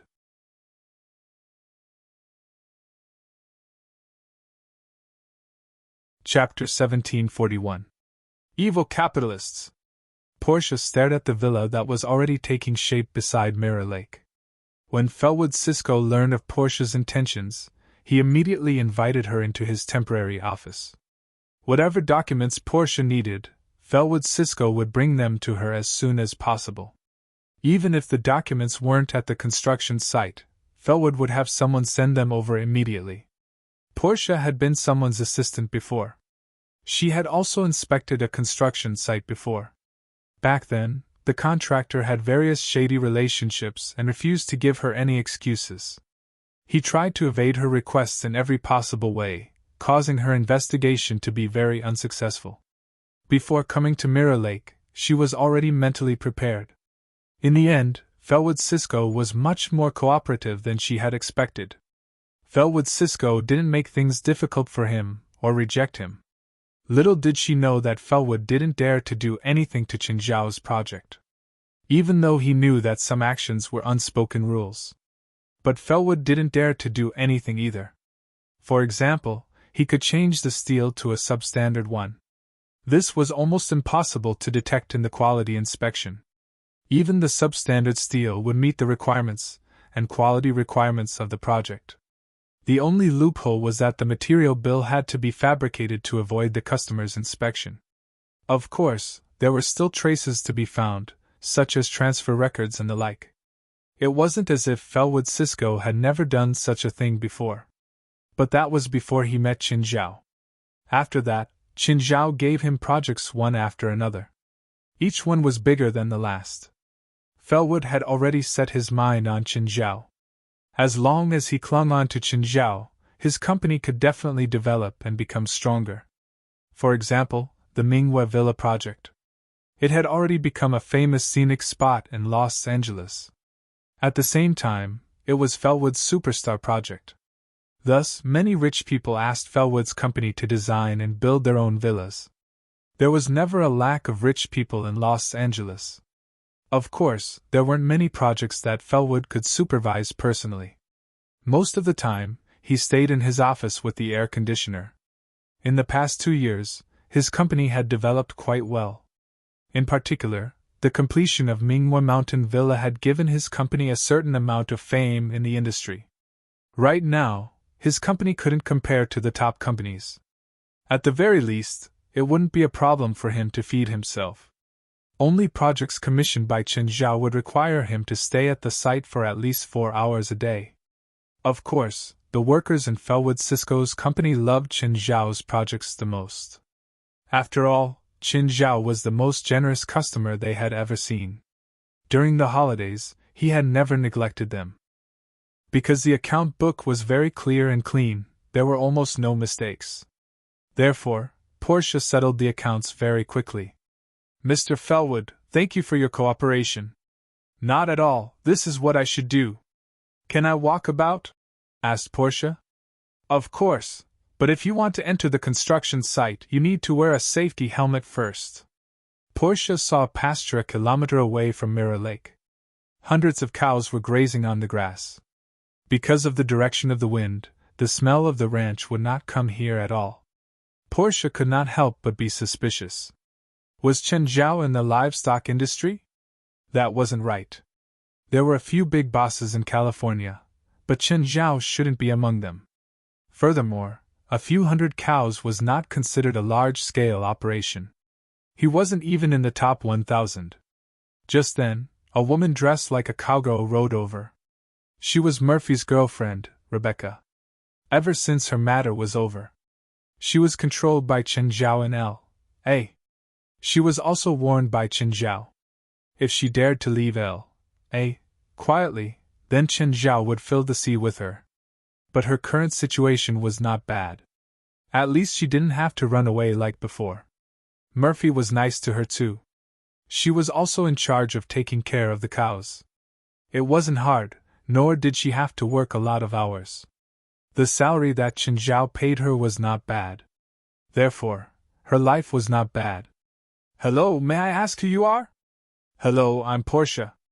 I'm Mr. Chen's personal assistant. Oh, I'm Rebecca. I work for him too. I'm in charge of taking care of the cows, Rebecca said. Are you one of us? What? Portia looked at Rebecca in confusion.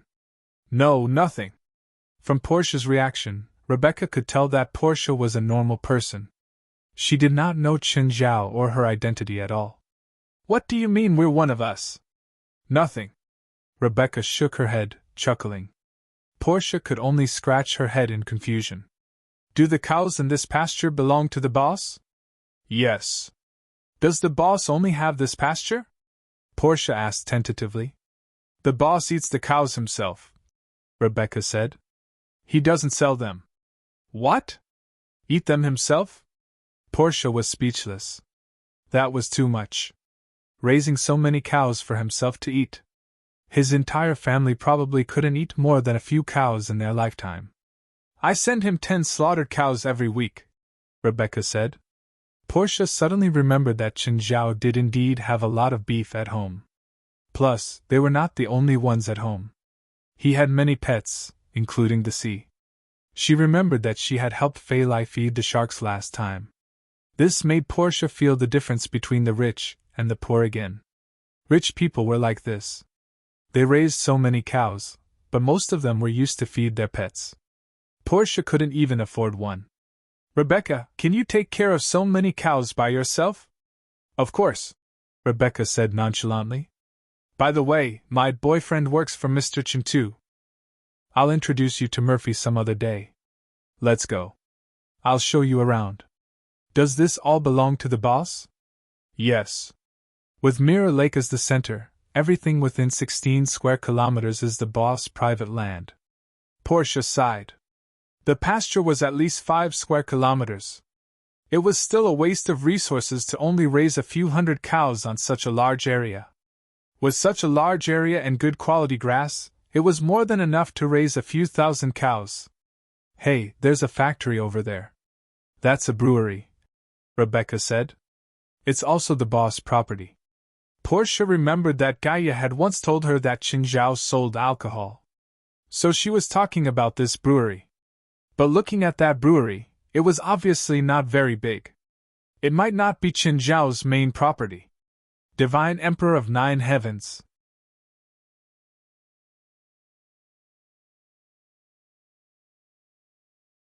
Chapter 1742. Chen Zhao walked around Mirror Lake. Portia was stimulated. Mingwei Villa was fine. But Chen Zhao had built another villa that wasn't any worse than Mingwei Villa. Did this guy have too much money to burn or something? Actually, it was because Chen Zhao thought it was too easy to make money. If he made money, why would he keep it in the bank?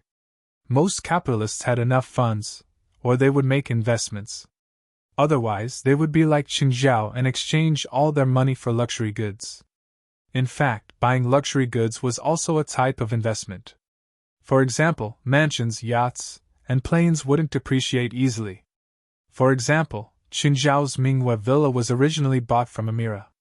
But now, Amira wanted to buy Mingwei Villa and Moon Beach for 20 times the price. Of course, Chen Zhao wouldn't agree to such a request.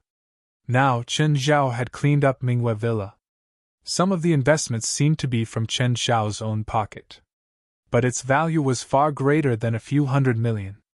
Living in Mingwei Villa would increase one's lifespan and make one's body and mind comfortable. Its true value wasn't something Amira could understand. The depreciation of planes and yachts was much slower than the depreciation of the currency. So, without good investment projects, rather than keeping money in the bank, it was better to buy luxury goods. At least, after enjoying the luxury goods, they could be resold. The price wouldn't be much lower than the cost. If they were kept in the bank, the depreciation of the currency would make Chen Zhao cry even if he wanted to. This was also why most rich people would choose to live luxuriously. Of course, while enjoying a good life was one reason, maintaining the value of one's wealth was also another. On the way back, Portia called Alex. Ms. Alex, I want to hire a lawyer. Portia needed someone to sign the contract for her. Because she didn't have a manager, it would be more troublesome to sign the contract. Hollywood had a rule that a professional had to be present when signing a contract with an actor. It had to be either a manager or a lawyer. Because in the last century, an actress had signed a contract. In the end, she was sold to San Fernando Valley. The reason was that the actress didn't have professional knowledge and didn't even know she was sold. To prevent such a vicious incident from happening again. That was why there was such a rule. This was also why the manager system was flourishing. All professional actors must have a manager. However, Portia was not a professional actress. He didn't have his name in the agency either. So she needed to hire her own lawyer. Of course, there was no need for a famous lawyer. As long as he could understand the contract, that was enough. Alex straightforwardly expressed that she would send a lawyer to Portia for free. How would Portia know? Actually, Chen Zhao had said it before. If Portia was in need of a contract, let Alex help Portia with this. At this time yesterday, Portia felt that the whole world had turned gray. Today, Portia felt that the world was so colorful. Not long after, Portia arrived at Bright Moon Villa. Boss, I've checked all aspects of the Mirror Lake Villa project. At present, 35% of the project has been completed. The accounts of the project are also very clear, and there are no problems found. The quality of the project needs to be tested by a professional evaluation agency. I've already contacted the project quality evaluation agency. There should be results in 3 days. The evaluation of the quality of the project was not to be carried out only after the project was completed. Instead, there were 3 to 4 testing cycles. If there was a quality problem during a certain period, it could be stopped or corrected in time. Instead of waiting for the entire project to be completed before testing it. If there was a problem with the quality, they could only tear it down and rebuild it. It would be a loss for both Zhao and the engineering company. Therefore, early or mid-stage quality testing was necessary. If it was a large project, the testing would be more frequent. It might need to be tested every 5% of the progress. Just then, Sardin's voice suddenly appeared in Zhao's mind. Sardin Starry Night's shadow, the god of otherworldlings, was Nanchi Island's true form. Back then, Zhao had threatened Sardin to submit to him. He had also left dark magma in Sardin's core, allowing him to completely control and dominate him. At the same time, Zhao had Sardin continuously move toward Los Angeles. However, Zhao hadn't contacted Sardin for a long time. He only occasionally observed Sardin's current location. Now, Sardin had contacted him of his own accord. This meant that he wasn't too far away from Los Angeles. That night, Zhao went to confirm Sardin's location. Currently, Sardin was between Hawaii and Los Angeles, about 2,000 kilometers away from Los Angeles. However, Sardin had always been moving under the sea, so even satellites couldn't find him. However, Zhao started to worry about how to settle this island. Should he just leave him in the distant sea and ignore him? This clearly wasn't in Zhao's interest. Then, there would be no point in controlling him. Zhao thought about it and decided to find someone he could negotiate with. The person he thought of was Del. Del was a rich man, and he was also a psychic. Plus, Del and Zhao had a close relationship. So, Del was the only person Zhao could think of that could be discussed with. Del, are you free? What? It's late. What do you want? I'll go to your house, Zhao said. Zhao quietly went to Del's manor. Del had been waiting for a long time.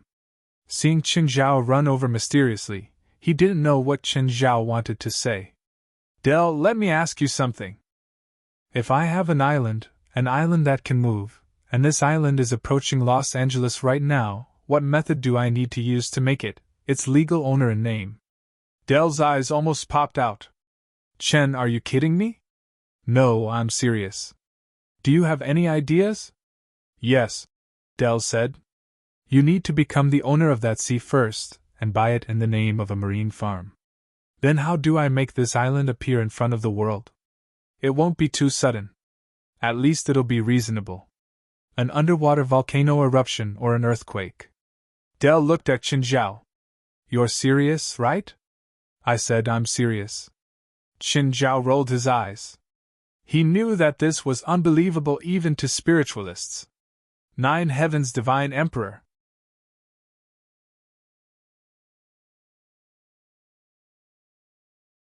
Chapter 1743. Shen, tell me, where did you get a moving island? Dale was too interested in this. He was a capitalist just like Qin Zhao. Plus, he'd received an elite education. He knew better than Qin Zhao how attractive an island that suddenly appeared in front of the world could be. Do you remember the sinking of the Phalai? I do. You said you went out to play, but when you came back, the Phalai sank. That time, I actually went out to search for pirates' treasure, Qin Zhao said. My partner and I found Nanchi Island, the island where the Big Belly family has lived for generations. This island is actually a sealed monster. I call that monster the god of otherworldliness.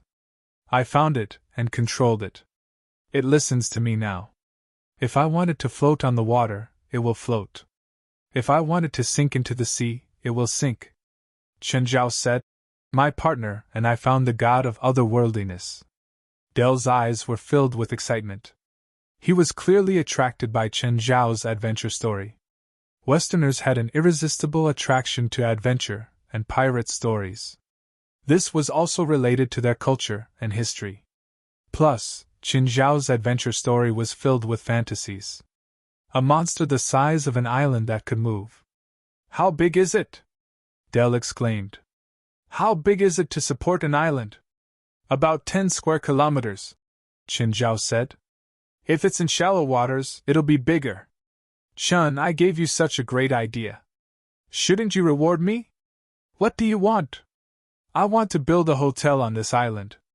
I believe that as long as the location of the island is right, it can definitely be made into the best vacation island in the United States.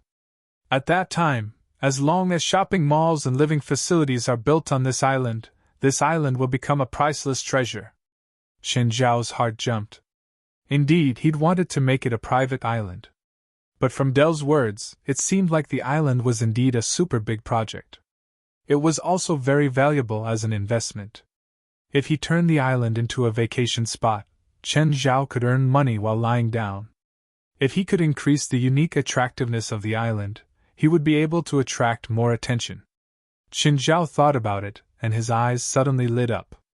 I've thought of a great idea, Qin Zhao said. What idea? This otherworldling god has some heirs, and they all have huge bodies. Say, if we find a huge body of a certain creature on the island, wouldn't it be more attractive to build a museum of such creatures on the island? That's right, Sardin has some skeletons of his descendants. I can use these skeletons as a gimmick. Why not alive? Nothing alive? There's a living one. That's the descendant of the unusual god. It's nothing more than an ordinary creature that transformed into a giant after being infused with his power. But I'm worried that it'll be too shocking. If we find the skeletons of these giant creatures, we can easily find out the age of these skeletons. Skeletons that have only died a few years or decades ago can't be hidden from biologists at all, so it's better to find living creatures. Dell thought for a moment. And it's best if it's an animal that doesn't pose a threat to humans. Normal people can get close to it. That's the biggest gimmick. One had to admit that Dell's thoughts were more comprehensive and perfect than Qin Zhao's. Of course, Dell was also helping himself by helping Qin Zhao. What do I do about the marine farm? Don't you have your own team of lawyers? Just let them handle it for you. Now you have to decide where you want the island to appear. Do you have a map?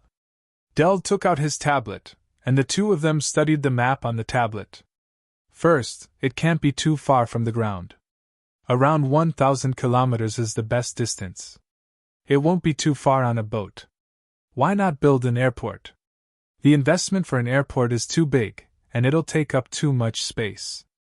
I think that it'll take up the island's commercial resources, so I think it's best to use a boat to travel between the mainland and the island. What do you think about filling up the sea and increasing the island's area? If that's the case, the investment will be over $10 billion. Dell looked at Qin Zhao. Unless you can get more investors. Qin Zhao rubbed his chin and thought. If he had to pay for it himself, he could get that much with a loan. However, Qin Zhao didn't like debt. Plus, if he took everything for himself, people would be jealous. In this world, no one could take everything for themselves and still enjoy it. So, he could only get financing. But rather than letting outsiders take advantage of him, he might as well take advantage of his own people. Risfar and Del could be counted as one. Stephen and Rasfa could also be counted as part of his plan. Amira put aside her identity as the regional manager of Citibank. Her family was also super rich, so she could be counted as one.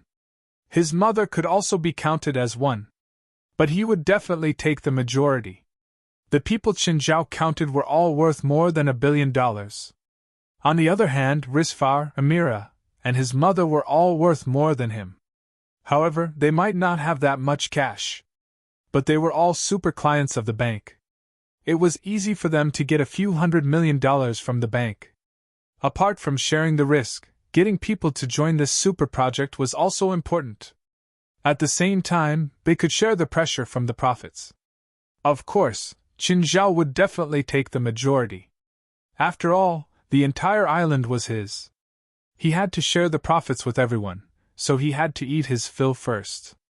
Of course, this plan was still in his imagination. Qin Zhao first had to take ownership of an area of the ocean. Only then could he start his plan. Moreover, Sardin wasn't fast. He needed time to move to his designated location. Qin Zhao and Del discussed the time for the whole night. Finally, they decided on a location. It was 850 kilometers away from Del and Risfar's hotel. Del, from now on, you have to save money. When the time comes, don't look for me to borrow money. Of course, this was just a joke. If Del didn't have enough money to borrow from him, Qin Zhao would still lend him money. Oh, tell Risfar that there's a big project. Tell him to prepare some cash in the next 2 years. 9 Heaven's Divine Emperor.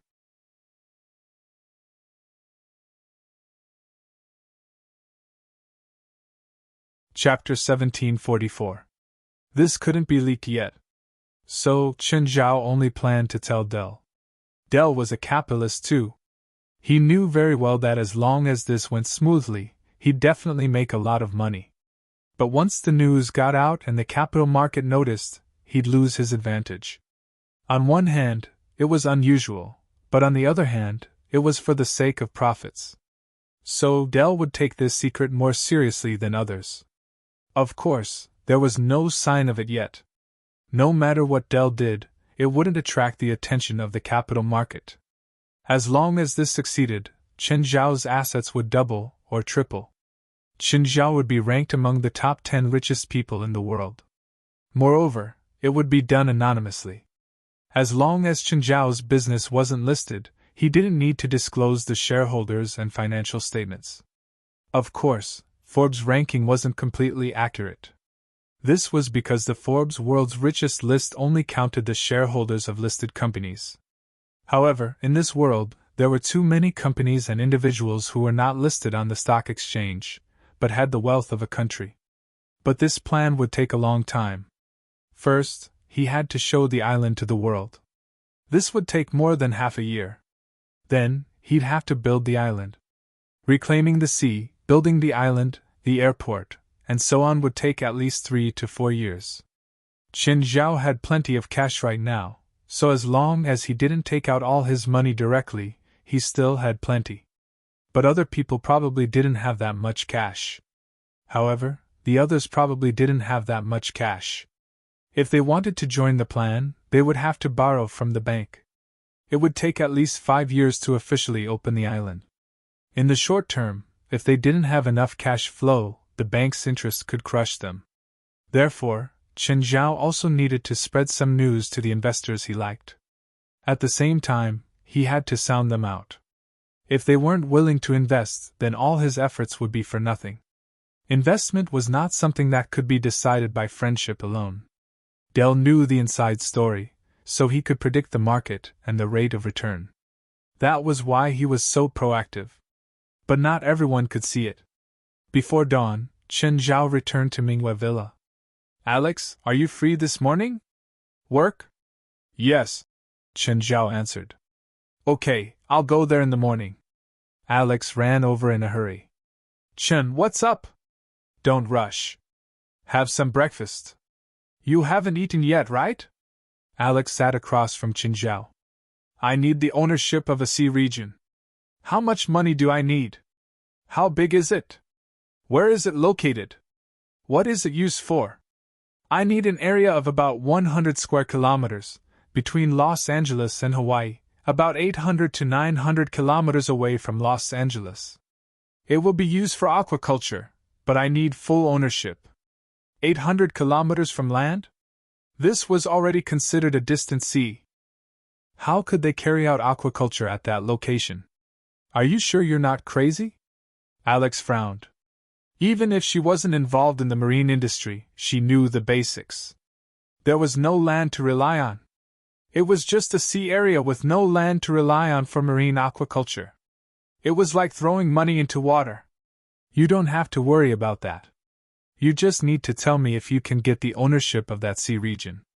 It's not a big problem, Alex said. How much will it cost? Not more than $5 million. It's a sea region with no economic value. It's not a necessary sea route either. As long as you don't pollute and do aquaculture, the government will love it. But are you sure your plan is fine? Alex was still skeptical about Chen Zhao's idea. Alex, you know that $5 million is only my income for 2 days. But you can't throw $5 million into the sea. That's really throwing it into the sea. I have my own plan. Chen Zhao chuckled.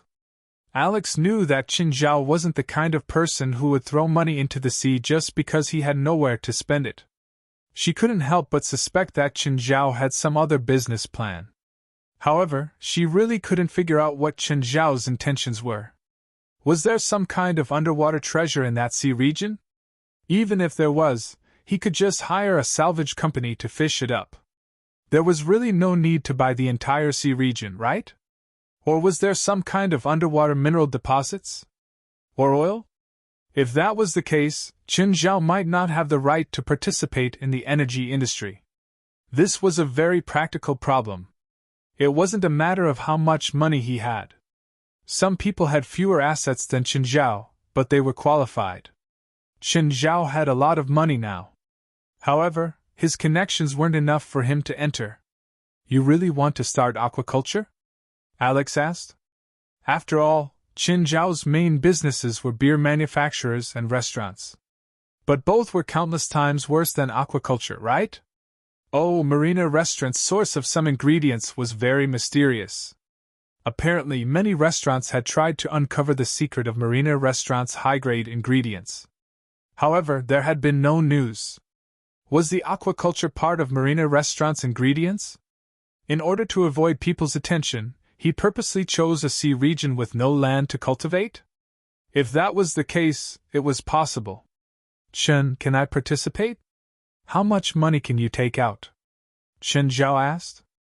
If I get a loan from the bank, I can get about $20 million at most. Chen Zhao shook his head. Forget it. Alex looked at Chen Zhao. How much are you going to invest in this project? I'm not sure, Chen Zhao said. But $20 million won't even allow you to enter the market. Plus, the return period is very long. A loan of $20 million will drag you down. Plus, it's an uncertain project. They were on the same side. Chen Zhao didn't need to be mysterious with her. Some things were better to be direct. There was no need to create barriers. Fine. Alex wasn't stupid. After all, she could become a famous lawyer. She knew how capital worked. She also knew that $20 million wasn't much. However, just like every rich person's problem, Alex also had a headache about what to invest in. There was a very important standard for investing cash in a business. It didn't matter if it was profitable, but it had to be able to maintain its value. 9 Heaven's Divine Emperor.